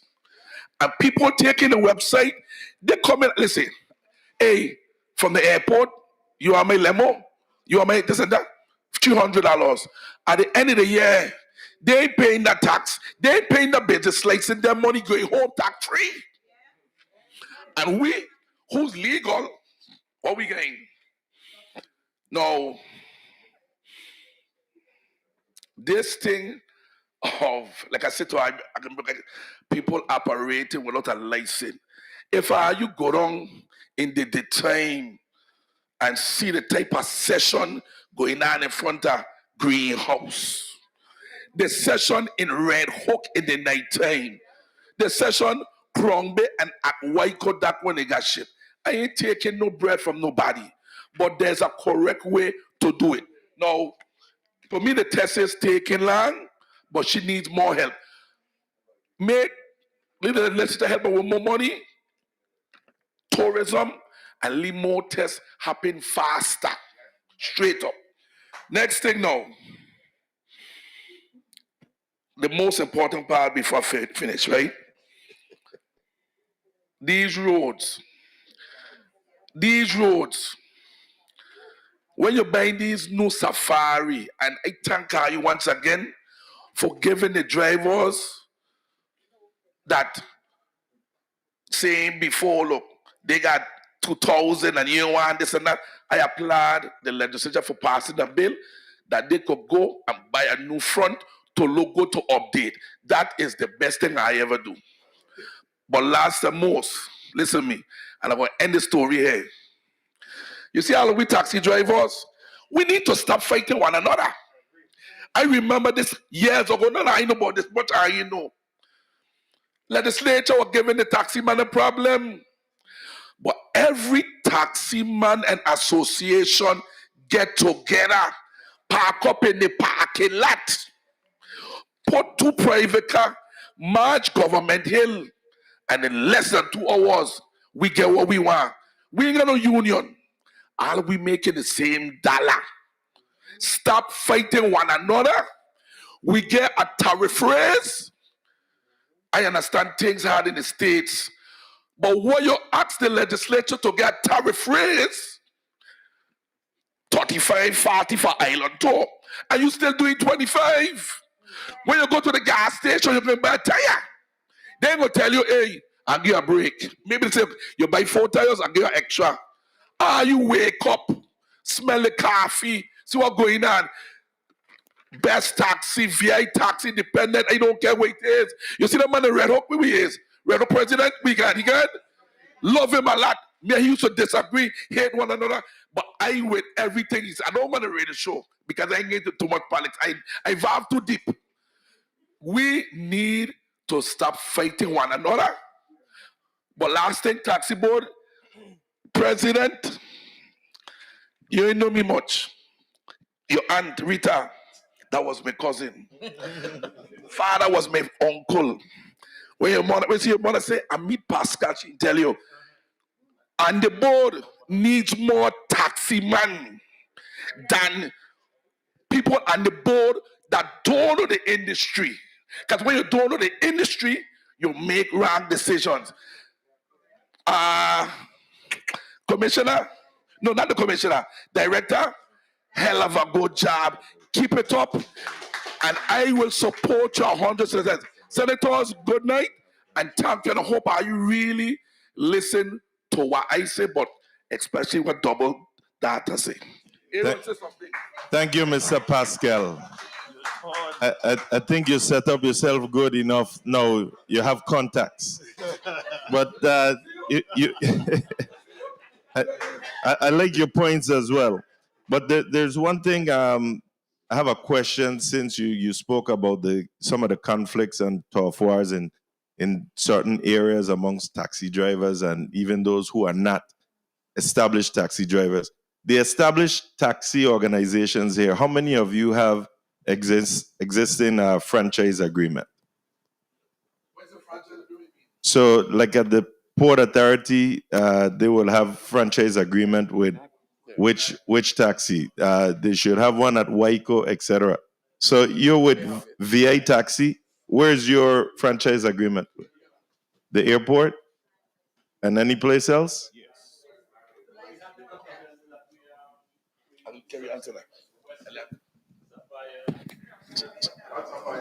Okay, so VA Taxi have an established one with Port Authority. Yes. And East Taxi with Blyden Terminal. Oh, Ali. Ali. Okay, so I mean Blyden Terminal will be Port Authority too, correct? Okay. So what I'm gonna ask you all to do though is just make sure that your franchise agreements are up to date. Because I was looking at a couple of them and I see some that seems to be expired. So just look at it. And that should also help you with some of the conflict that you're talking about in certain areas. But if you see something that's wrong, I still encourage you to report it. What DLCA police, the VIPD, DPNR police, as long as it's against the law, you need to report it. So then report it even through the commission, the taxi commission office, and we will talk with them so that they can make sure that they have a direct communication that if they need that assistance from VIPD or one of the other law enforcement agencies, that they can get that assistance. Because even the Port Authority have their officers as well. Thank you for that.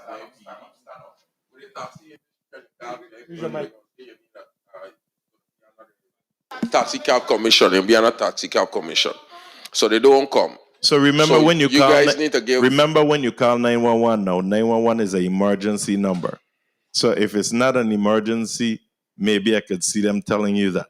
But so that's why I'm suggesting if it's something pertaining to the taxi drivers that you see is not going properly, contact the commission office and hopefully we can get them hooked up with the police department or one of the other law enforcement agencies. And if it's something on any one of the ports, they can also have that agreement with the port police as well. Okay. But somebody need to address it. All right. Once again, I'd like to say, Director, you did a good job. I've been in contact with you twice, and the last one was Jesus Christ help us. But you're good. Okay, keep up the good work. Senators, please give her the budget what she needs so she could get the job done. Because she's doing a great job. The young lady was talking about dollar taxi. See that every taxi, whether it's a dollar cab or a taxi man, all of us are gonna get every year, we gotta get our police record, our driving record, and most of all, our tax clearance letter. So no matter how much you say taxi man don't pay taxes, we might not pay all, but we paying something. One good thing today, we're getting some honesty, my boy. Okay. We're getting some honesty out there. No, me, I don't gotta pay all my taxes because I don't do excursion. So everything for me, don't come in a check.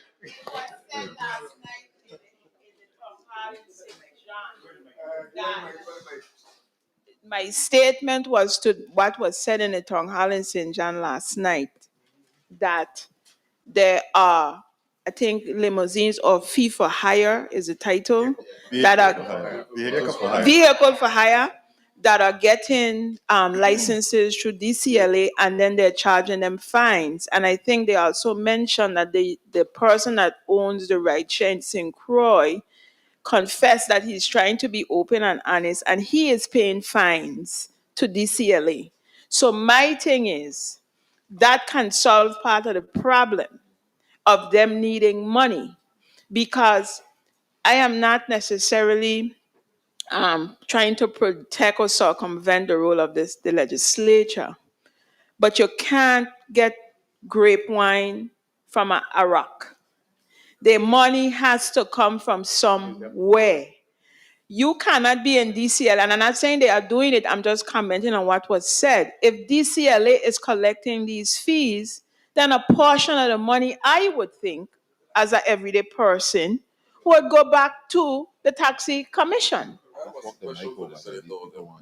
First of all, I know a lot of taxi drivers. My father was one too, and he passed on the business to me, and I carry it out now. But I know a couple of taxi drivers who been there for years. A vehicle for hire, whether it's limousine or taxi, used to be on the taxi cab commission. So since when that change? Who changed it? 2012. So is you to blame then? Not you personally, but the legislature. Okay. Oh, okay. Don't worry, that's something that we're revisiting because it should be. It should include limousines as well. That's a vehicle for hire. Yeah. I mean, but Can I- it do cause a problem. we were waiting to comment, so we might be all over the place right now. But I know that you brought up about coverage from VIPD, so I just wanted to make you aware that we collectively, the board and the executive director, had discussions with VIPD to make sure that we have the added support in the absence of the officers on the taxi commission. And they did reach out to the office today, and they assigned some officers to give us some support in the interim of bringing on taxi commission officers. So I wanted you to be aware of that. And the executive director could give a little more information about how you could get some response if you have a emergency or some kind of concern.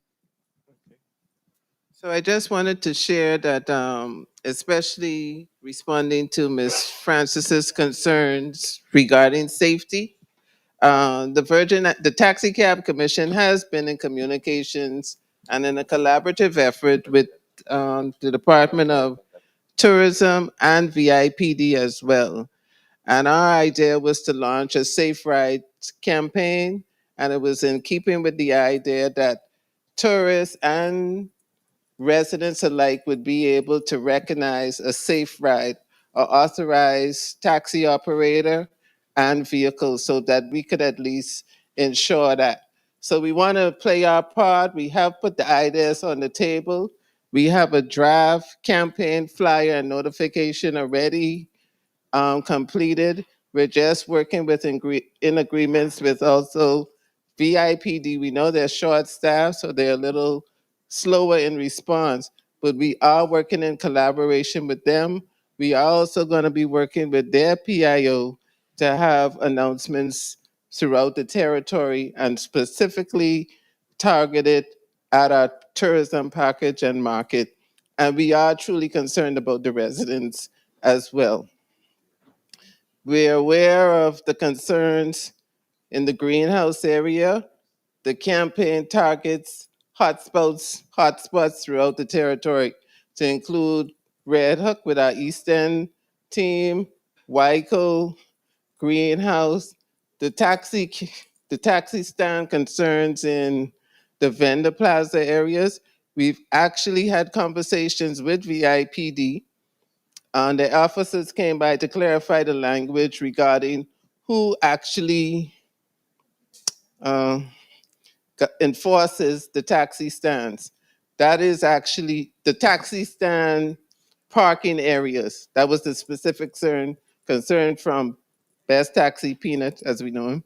So, in that regard, VIPD is actually enforced by the VIPD, the commissioner. The commissioner has the right to designate those stands solely for taxi drivers and to actually enforce it. It typically is dependent upon the amount of visitors we have in the territory at a specific time. We are going to readdress that with the commissioner of VIPD and hopefully make that as an annual standing enforcement, not just seasonal. So we are working on several things for the community. Thank you. Thank you. Yeah, go ahead. And just for clarification, because I know you made a comment about the board, I don't choose the board members. However, currently we have the majority of board members are taxi operators right now. I'm assigned from the tourism department, and we also have a designee from DLCA. But besides that, everybody else is a taxi operator. Okay, but that the appointment to the board comes from the governor. Okay. Yes, you have to. Thank you. So, good. In, You ready? Yes. Thank you. I think that moments like these actually allow sort of leaders to emerge, and I really appreciate your voice and clarifying some of the points and raising some of the issues. I just want to express, I heard it stated about fees that were being, or fines that were being charged. The DLC actually works in collaboration with the Taxi Cab Commission. I know that there's a concern about the availability of officers, but in the past, the officers would contact the LCA when they made observations of violations that they felt filed under our jurisdiction. And we would then take up the challenge of either issuing a citation and then following up at appropriate hearings to be able to, once they have, because they would get due process. So they would have hearings, and then we would enforce those fines. But there's no fines collected for violations of taxi concerns. Those would fall under DLCA. So, as you rightly said, some individuals were granted technology license to develop applications, and in that they were advised that they could not operate. And so, if they decided to operate, we have in the past granted or issued citations, but those weren't vehicle for hire citations that were operating outside the scope of their license, which is clearly within the DLCA framework. Our goal was to try to encourage the technology advancement throughout the industry. And on many occasions, when those individuals who approached us about the concept of rideshare, what we did is we said, contact the taxi organizations, contact and talk. I actually worked together with some of these individuals to work with taxi operators and taxi associations to have those conversations and provide the technology that would allow them to see their hails wherever they were throughout the islands, to implement that kind of technology. And that's what we're doing. We're not in the business of stopping people from operating. We're looking for broader and more active entrepreneurs within the market. And that, I'm going to tell you, is a positive thing. These are local Virgin Islanders who are interested in bringing their knowledge back to the U.S. Virgin Islands so that we can be a better and more efficient business climate. So thank you very much. I appreciate your sentiments. This is the last quick comment, and we actually advertised for 3 enforcement officers for the territory, and we're hoping to onboard additional officers as funding becomes available. Just real quickly, I heard on more than one occasion that there's funding that's requested for the Taxi Commission. I want to say that they're properly funded at this time. The additional money that they've requested is for software upgrades and for some other ancillary stuff that they wanted to do. But right now they have positions available. What we need to do is encourage our community members to really join the Taxi Commission and law enforcement, go through the peace officers training. But there is positions that's available, and they do have funding to accommodate those. Who's next over here? Good afternoon, everyone. My name is Meza Mohammed. I represent VI Taxi and myself. Now, you say changes, we need to make changes. Yes, changes is good, and also changes is bad. Now, if you look what's really going on by the cruise ship, by the airport, majority of those tourists are not going towards the taxi driver. Yes, we're getting a lot of tourists, but if you look at the water taxi, they're taking a big portion. If you look at the Skyride, they're taking the next big portion. And you're looking at the limo services, you go down to the airport, you get all kind of limo services like Red Hospitality, which we know is underneath the West End, but running under, it's always a loophole. They're picking up most of the passengers from the airport and don't need a taxi license. Okay, so one guy can own close to 100 cars and pay drivers $10 to $15 an hour, which a taxi, one medallion is one car. Now, to us, that's not fair. You know, you're saying you want to bring Uber, but where's the jobs for Uber? Because most of them are going on the water taxi, most of them are going on the sky ride, and most of them are going with limos or other type of excursion. You keep taking from the taxi. Right now, you have Airbnbs that have rentals, I mean car rentals, but don't have to apply a business license because they're Airbnb. So they're pocketing that money tax-free. You have car rentals, we are competing now, that is competing with taxi drivers with really cheap prices. Now, the thing about taxi drivers, yes, we do need to update a little few things, but as a government and the senators, we do need to update in the system itself because you have a lot of tourists here come down, they have Zelle, right? Everybody knows Zelle? But we cannot get Zelle because you need a stateside checking account. Why do we need a stateside checking account if we are U.S. Virgin Islands? Now, we have Venmo. I work with Venmo. I work with PayPal, but most of these tourists coming down with Apple Pay or Zelle. But that's not our fault. Over here is not up to date to that. And that's what we need to fix first before you fix the taxi drivers. And also, I had a whole paper, but then I threw it out. You know, I say, you know, and I forgot the main thing, Miss Smith, the director, best director there ever is. I mean, how many taxi drivers saying good thing about that young lady? Things is moving. Not if they lose a key, it's shut down for 3 days just to get a maintenance guy. Okay? Where Miss Smith, things is moving. The younger generation is coming in. And that's the thing we gotta look for too, the younger generation. Taxi business is the only business that some of these children, when they finish high school, can't afford college.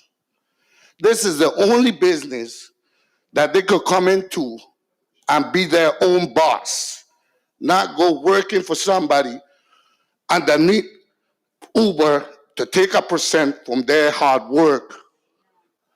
You know, that's not fair to them. We have to look for the future of our children. That's why I say good things, I mean, some things are good, but some things are bad too. Not all changes are good. We need to stop looking at the states because the states have millions of people. This island is only 32 square miles. You imagine you put Uber, look at the traffic now. With Uber, it's going to be worse. The crime rate is going to raise. And who's going to take the responsibility of that crime rate? Any one of the senators? No. So I had a tourist come to me. She told me, you know what she told me? You know what I love about this island? And not, I don't want to knock Puerto Rico, but not Puerto Rico. Because they come down to the island because it's so simple. It's so nice. They don't see them skyscrapers. You know, they see how we know each other as a family. I know majority of the people. The one reason Pascal loses his voice is keep shouting.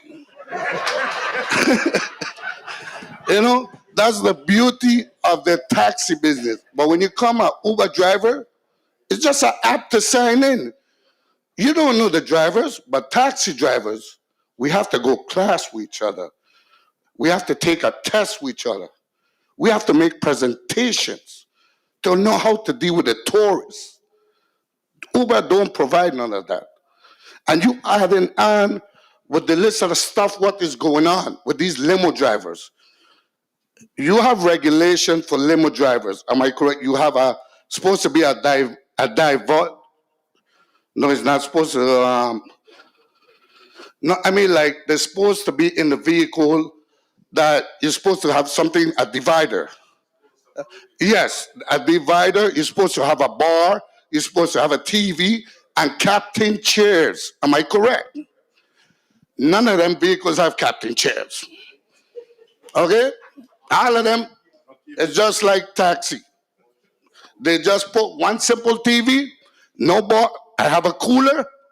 That's my bar. I don't have a sink with that. I put some ice. That's my bar. And you know what? Underneath that one license, I could have 10 vehicles. That is not right. You're killing the whole system. Yes, the medallion do need a raise because it's been the same price for so long. But my father, he was a school bus driver, and then he started selling clothes house to house. They used to call him Johnny, and then became a taxi. You know what I mean? Yeah, Johnny the taxi. Me, I went into taxi business at first. I'd be like, man, I ain't gonna walk up to nobody and say, taxi, taxi. Who are you? But then when you get to do it and you get to meet these, people like Knight, Pascal, Kerry, everybody in the room, Miss Smith, and the senators, but also the tourists. When you get to talk to them, know about them, get the feedback, that's the thing about St. Thomas Taxi, and that's what the tourists like about us. Uber, you're not going to get that same quality. No, you're not going to get that sharing quality because you know what? He's just doing it for the job. In and out. He ain't going to be as friendly. Oh, I mean, you watch TikTok. You see how them Uber drivers treat them people? And that's what we don't want here. And that's what the tourists don't want. If you speak to them tourists, that's what they don't want. And by you bringing Uber, you taking away. You keep taking away from the taxis. We don't have the water taxi. We don't have the sky ride. We don't have these car rental. We don't have the Jeep tours. We don't have these Airbnb that renting car. No Airbnb called taxis now. Because now you could rent an Airbnb and get a car rental right there, tax free. They don't need no business license. They don't need no car rental license, nothing like that. And then you have these gypsies all over. The people who really arguing is the gypsies with the taxis because you have no police officer to enforce it. You have the taxi commission really need police officers, like what Pascal said, as tomorrow, because these gypsies don't care. In front, I'm standing by the greenhouse. I'm a taxi driver. He's going to tell people taxi. This one lady came to a gypsy, and I watching it from far. She's a local. She wanted to go Mahogany Run. You know what the gypsy, and he got a small minivan. You know what he told the lady? That's a taxi driver. I told him, you serious? I had to take her because as a taxi driver, I'm obligated. These limos, they don't take no locals. They only take in tourists. These gypsies only take in tourists. We as taxi drivers obligated to take all. But you don't look at the limos, you don't talk about the limos, you don't talk about the gypsies because they don't have no license. They don't care. So that's what we need to think about. Keep St. Thomas local, keep it how it is, stop looking at the states. We need to stop that. That's millions of people, man. This population is what? I don't know I know last time I know it was 55,000. I don't know if it raised to 65. Then we went up 10 more, 20 more thousand. No wonder the food prices went up.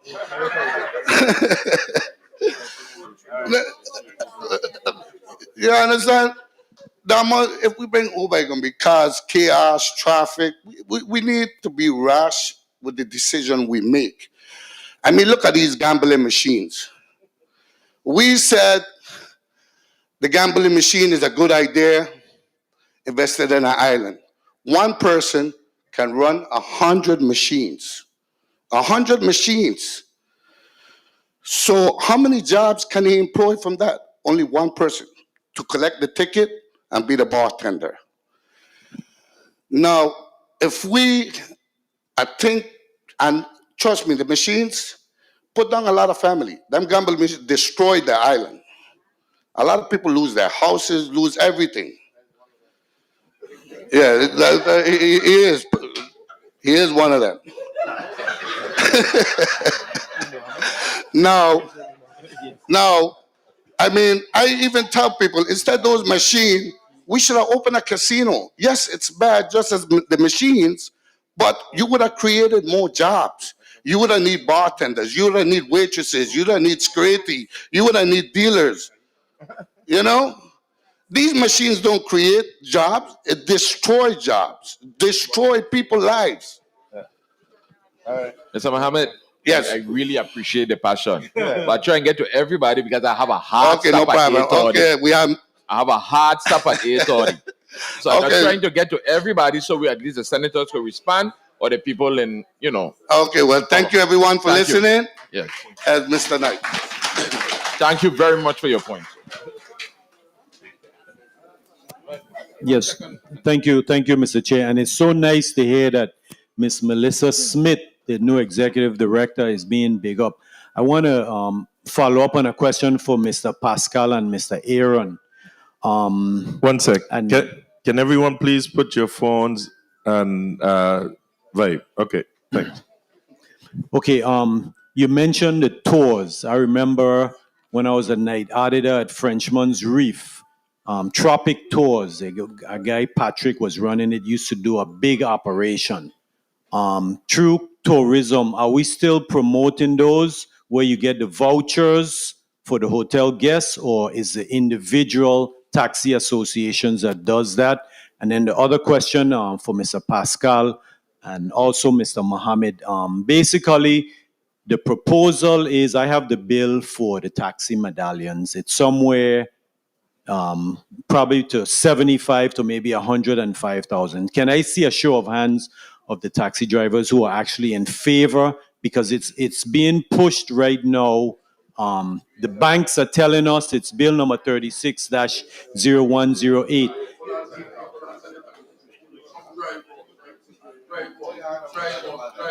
Yes. The bill is right now at $75,000. But I'm in discussion with the chair and some of the banks where it should be even more. And we just want to make sure that what we're doing is what is supported by the industry. Drivers, I see some guy raising a hand for this taxi medallion to go up to $70,000. You know why $75,000 these days? Jesus Christ, I thank God my father was able to give me a medallion and my father-in-law give me another medallion. That's crazy price. 75,000. Which young man out there gonna be able to buy a medallion for $75,000? Come on, man. Man, I stop it. That's ridiculous. $75,000? Man, Pascal, you talking foolishness about $75,000? No. But they're gonna do that here. They're not gonna do that here. No, we're keeping it in order. We're keeping it in order. We're gonna be respectful. We're gonna be respectful. We're gonna be respectful. We're gonna be respectful. Please, let's be respectful. Please, I beg it. Thank you, Mr. Petty. Hi, good evening. My name is Jermaine Petit. I am under the flag of VI Taxi, as well as being independent as well. To my friend Aaron, I'm gonna tell you, $75,000 is chump change. I pay for one of those vans out there, $78,000. Okay, $78,000. You go to the bank, you make a business plan, and you finance it through the bank. The bank makes money. Senators, we need a lemon law for the commercial industry. We don't have no protection because as we drive those vehicles off those lots, we take exactly what we got and we're in trouble. We need help because the dealership put pressure on them. Then we need guys out there that knows how to repair these vehicles. They're bringing these vehicles in, and the minute we try to bring a vehicle from China or try to bring a vehicle from foreign, they block us. One of my friends, them vehicle gets stuck in Tatola because custom wouldn't let them allow to come in here from China area. So I'm just saying, help us in that department along with the roads. So recently, Senator Noel Francis Jr. and myself had a real in-depth meeting with DLC, and I would like Mr. Graham just to expound and just to answer you what we have in store, because we had an issue too where individuals were carrying their vehicles, whether it's a bus or a car, to these dealerships, because one person really owned all of these dealerships, and they wasn't getting no units. For months, the dealer have your car, and you got rent a car and all kind of things. So things like that we will exchange a conversation with, but I'll allow Mr. Graham just to respond on that. Thank you very much. One second. Okay, I just want to finish real quickly. If I lose my thought. But the raise of the medallion I want to really get to, 100 grand sounds great. It sounds great because I'm gonna tell you, we are ambassadors of these islands. We gotta stop thinking like a third world country. This is a fish in a pan. We frying right now. And if we're gonna eat, let's eat good. Let's eat good. Because when we come out and we dress presentable, we represent presentable, and when we leave them presentable. Okay? We are ambassadors. All right? So I lose my thought on certain points I really wanted to get across, but Well, just allow the DLC Ms. Francis touched base on a lot. Thank you. Mr. Graham, please.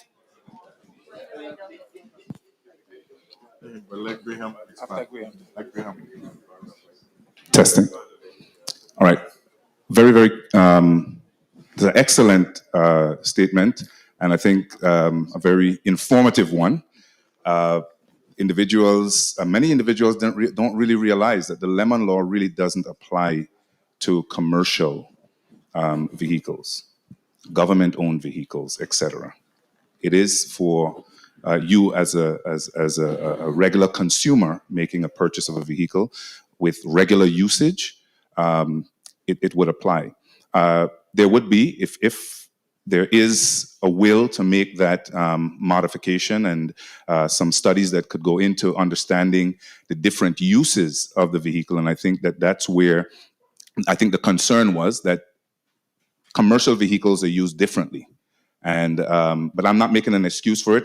We as an executive, what we do is the law exists in a particular way, and we enforce it. So just as if you were a business making a complaint against another business, the DLCA wouldn't entertain your complaint, because we don't deal with business to business. That would be something that you'd have to take to court.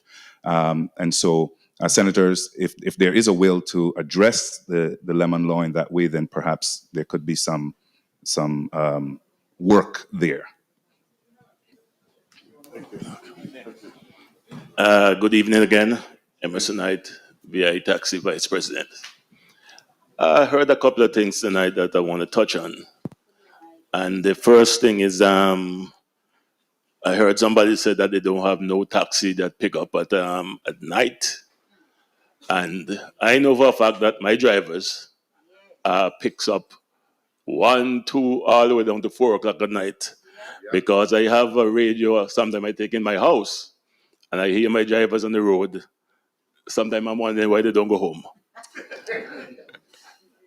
We also have, although we have base at the airport, we have different places that we have drivers, like over Haven site. We have some drivers at Yacht Haven, we have drivers. At Blue Beards, we have drivers. In the country, we have at Red Hook and Sapphire. So usually when somebody calls, in about 5 minutes, usually a taxi is there to pick them up. So I can't talk about the other associations, but I know my drivers pick up people all through the night. Especially one of my favorite drivers, Esther. I'm wondering why she don't go home. Okay, because she'll be on the road from 6 in the morning, and sometimes at 12 o'clock at night, I'm still hearing Esther. So that I know. I don't know about the other drivers. I don't know the other associations, but they probably should get involved in it too and try to help the locals and the tourists alike. Another thing, I think we should develop like an app, whereas all the association get together, and I hear the young lady there, I don't know what's her name, Miss Francis. She made some very good points. And I want to piggyback on something she said about having this GPS tracker in vehicles, that we could know where these vehicles are, especially at night. And if all of the association could get together and have a tracker and have an app, whereas when somebody calling, the closest person to the job, the location, pick up, no matter who association it is. And I think we association, like Pascal Day is a very good friend of mine, not because he worked with Best Taxi. Kerry in the back is a good buddy of mine. Okay, we good. And also this thing about, oh, he worked for Best Taxi and I work for VA Taxi, I don't get involved in that. Okay, we are the taxi drivers and we all should work together to make the associations good and make the Virgin Islands great. Thanks.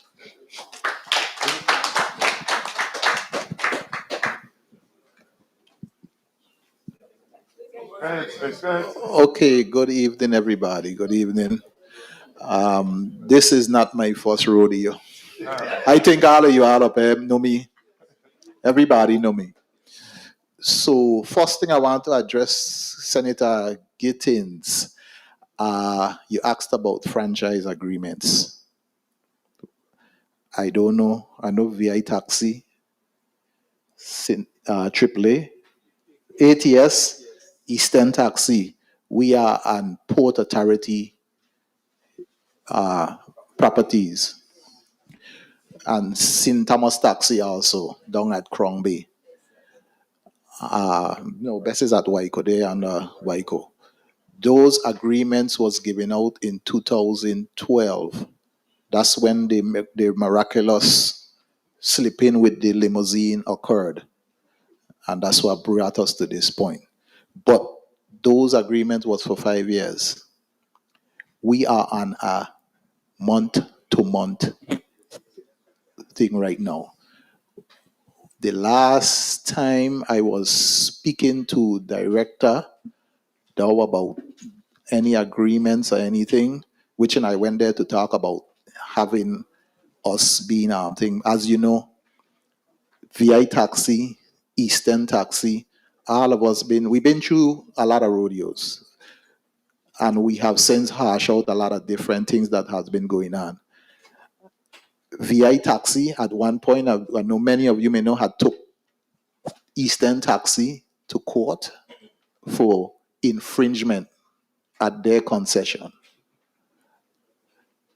It's been about 20 years going, right? After that, they end up taking Eastern Taxi, Ritz-Carlton, Port Authority, the whole shebang, they took to court. And that was a court case. The judge ruled, at one point in time, the judge ruled that we must have a prepaid vulture. I'm going through some history, so get your notes. You must have a prepaid vulture to pick up at any port between, it was not at any port, between airport and Red Hook. That was a judge ruling. Now I believe that ruling should be still stand. But as it stands right now, everything is free and open. So anybody could come and pick up however they would choose. That's what's happening. So when I asked about that, and I asked about things, the return to me was, we must get ourselves ready and set up, because these ports will be going up for bid. So I know in the future it used to be it go through the Senate, and that's where we got the franchise agreements. I don't know what have changes since then.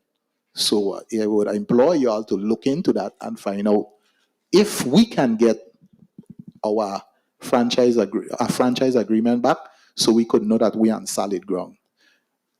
Okay, that's why I wanted you to come back in, because you asked the question and I wanted to expand on that with you. But I do have other things I wanted to say, but you could respond and let me So I wasn't running away. I had to use a little boy's Yeah, room. yeah, Okay, yeah, yeah. some of I us know, have to man. do that. I know you're not running. But so I was doing some research, and like I said, Act 7452 speaks to the franchise agreement, and specifically, it did say that it's for 5 years initially. This franchise shall commence upon the first day of the month following the acceptance of this franchise and shall continue for a period of 5 years or until terminated by the Virgin Islands Port Authority, which it wasn't terminated. Pursuant to this act, provided, however, that the franchise shall have the option to renew the franchise for an additional 5-year period, subject to the provisions of this act. So this tells me that basically from 2022, you're probably at the month to month, but we're going to discuss it with the Port Authority to see what we need to do to update the law. Okay, thank you very much. Now, a lot have been said. Miss Double, you hit some nail in your head. You hit them right on the head. But yeah, I have some question for DCLA. I gotta get to the app, but I got some question for DCLA, DLCA, because you could give DLCA the mic. I want to lay dialogue. We dialoguing, right? I want to lay dialogue because I really want to know how does a Jeep obtains a license from DCLA to DLCA to operate Jeep tours? What kind of license is that? Because in my view, they are vehicles for hire.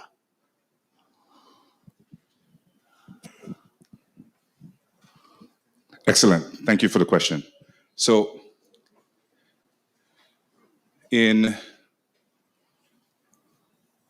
2012, 2013, somewhere about there, there was a series of operator out of the island of St. Croix. I believe their name was Tantan Tours. And they came, they were pressing, asking, well, should we get a license? We need to get a license to be able to. We kept sending them to the Taxi Cab Commission. They need to be licensed in order to provide the service. Their argument was that where they were providing these tours was on off the beaten track and areas where individuals seeking to go would not get a taxi to take them to those areas. And it went on like that for several years, I think. I came to understand recently in the conversation with the proprietor that he did get some sort of concession from the Taxi Cab Commission to be able to operate. But in the interim, we, our legal counsel and our department, we created a license category. What the law says is that where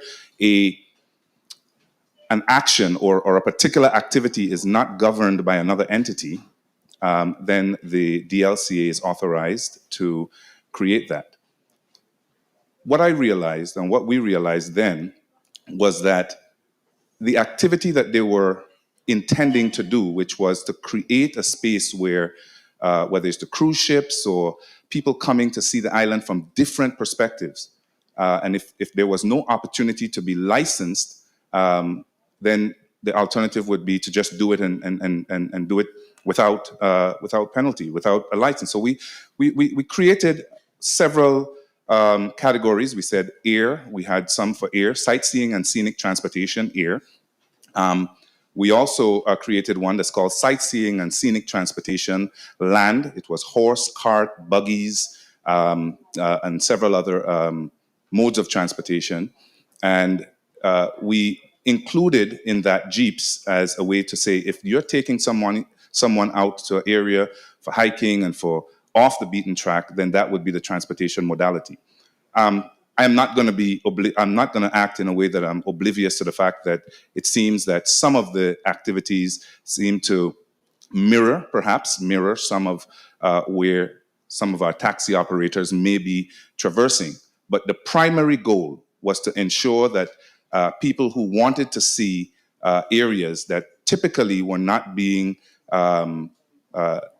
typically did not have access to, that they had a means of doing so, and where the Taxicab Commission was not privy to, or apt to issue a license for that particular purpose, we granted them the license under those terms. So that's essentially what it was. So that's the authority under which we did it. Okay. Pertaining to Title 20 of the Virgin Islands Code, there are rules and regulations set forth for vehicles for hire. And there are stipulations there where any vehicle for hire should be registered to the Taxi Cab Commission. No, I'm only saying this because the Taxi Cab Commission keep coming to the Senate for money to get officers and to conduct business for the whole industry. And my take is that all vehicles for hire should be under the purview of the Taxi Cab Commission so they could get funding. It is taking away funding from the Taxi Cab Commission with all of these licenses that are being issued through your department, and they are not going through the Taxi Cab Commission when the laws basically states it. They are supposed to, and that covers the limousine also.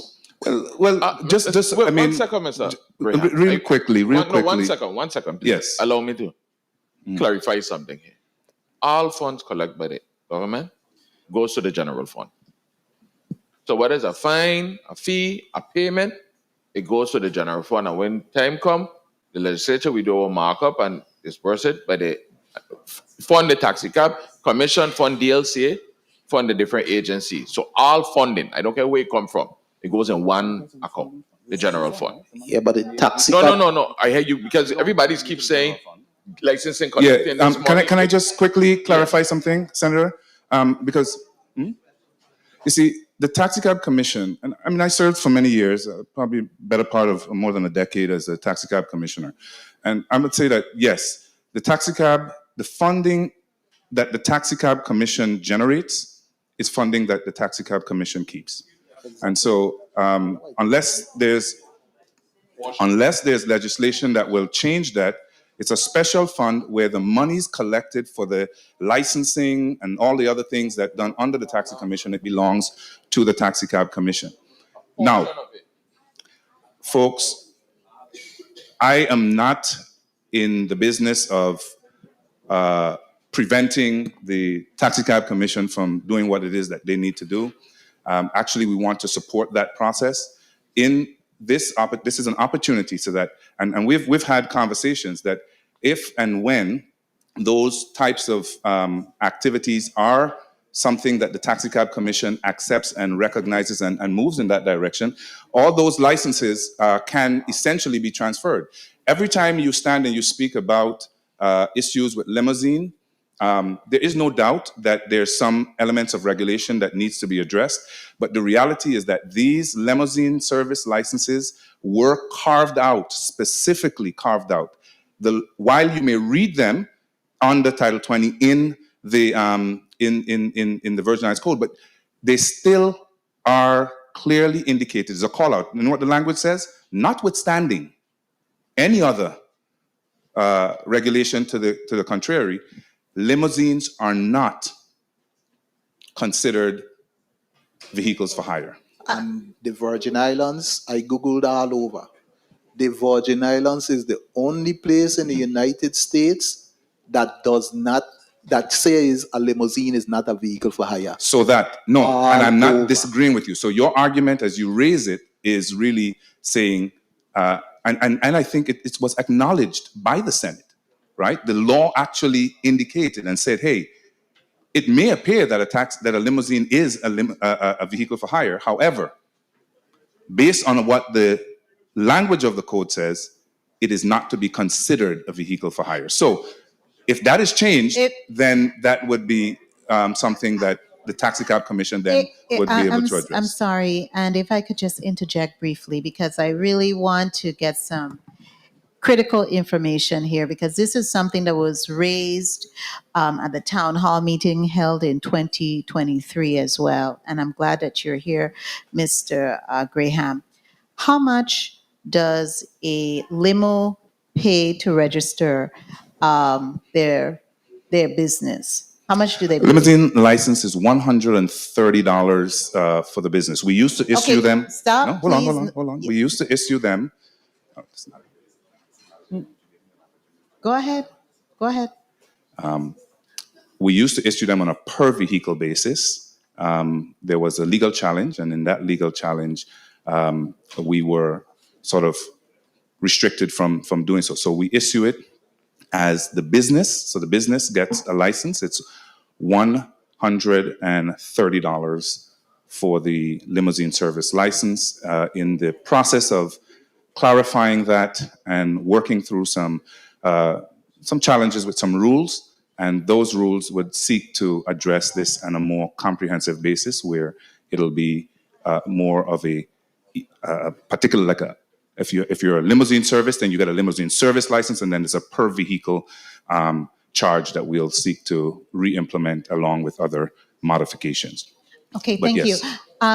If you could give the mic now to Ms. Smith. How much is a taxi driver? How much do they pay one to get their medallions and business license? How much is that added up to? And maybe the taxi drivers may tell me that on their own. Mr. Mr. They are But so one per vehicle. So there's a little imbalance. Is that what we're hearing? Because and this is is there a little imbalance in that because you have to pay per vehicle? Okay. there is a lot of imbalance, Senator, because guess what? First thing, to be a taxi driver, you have to go through a class. How much do you pay for that? How much do you pay for that? The class could run you in order to wait. Let me think. We dialoguing. The class could run you between close to about $500 in all to go through the class to get your certificate of entitlement and to get your badge and everything, right? That's one cost. But also, we are vehicles for hire. So we are operating on a medallion. A limousine does not operate on a medallion as it stands right now, and that's what needs to come back. The good senator is trying to talk about raising the taxi medallion, but we have to get the limousines on a medallion first. Okay. Then we could fix when we get everything fixed, and that's when we could talk about raising everything else. So, Mr. Petty, you're talking about raising everything, but no bank ain't giving nobody right now no $75,000 for no medallion. Not at the at the market right now. So the legislature made that law and that amendment, and the legislative body can also reverse that. Okay? So thank you. Okay. Mr. Smith, you gotta get one question in because we got hard stop at 8:30. Okay. Well, all I could say is that I like the turnout. Mr. Pascal, Mr. Thing, what we need to do as taxi drivers is we need to form a federation amongst ourselves, and we could do all that the senators be saying, because once we have a federation, we could delegate some. It don't have to be the lead. It could be any all of us. We put our money together and we go see trade. And as far as apps and all of that, let me let you all know. I don't talk about it up in St. John because I go every place. All right. We are ready. Eastern Taxi has already spent our money, and we have an app done put together for taxiing. So I could add any taxi driver onto this app. Whether VI Taxi, Eastern, all of our drivers, any driver that is a licensed taxi operator will be able to go on this app. It's just like Uber. It has the pin. Anybody could click on. It takes the driver straight to straight to the person. You will be seeing them. You will see the driver face before they reach to you. You would see their TP number and everything. Once the person pay, your money goes to you, direct to your account. Okay. Mr. Smith, I so thank you. I am on the ball with But like, it. So I thank you very much. But like I said earlier, we have a hard stop at 8:30, and that's it's 8:28 now. And the senators will be here after. We could ask any question, but first, I'd just like to say thank you to everyone who came out tonight. I think this was a much well-deserved and what needed meeting. One second. Just give me a chance. And in all districts, we're going to try to set up a task force to work along with you guys. So tonight meeting just don't go in vain and it just don't be a dead talk. So we could continue this type of dialogue and make actions happen. A lot of things was gleaned from these 3 meetings. I thank my colleagues. I thank you most of all for your information. You're the people, you're the frontline people giving us all the information. I thank you. And tonight, before we leave, I just pray to God that we all get home safely. And thank you. And please, let's keep that line of communication going. And I thank my staff, I thank central staff, I thank security, I thank everybody. And most of all, I thank Father God for guiding us and protecting us this evening. And may God bless these Virgin Islands. Before you leave, we have refreshments and snacks outside. Please partake in it. Thank you.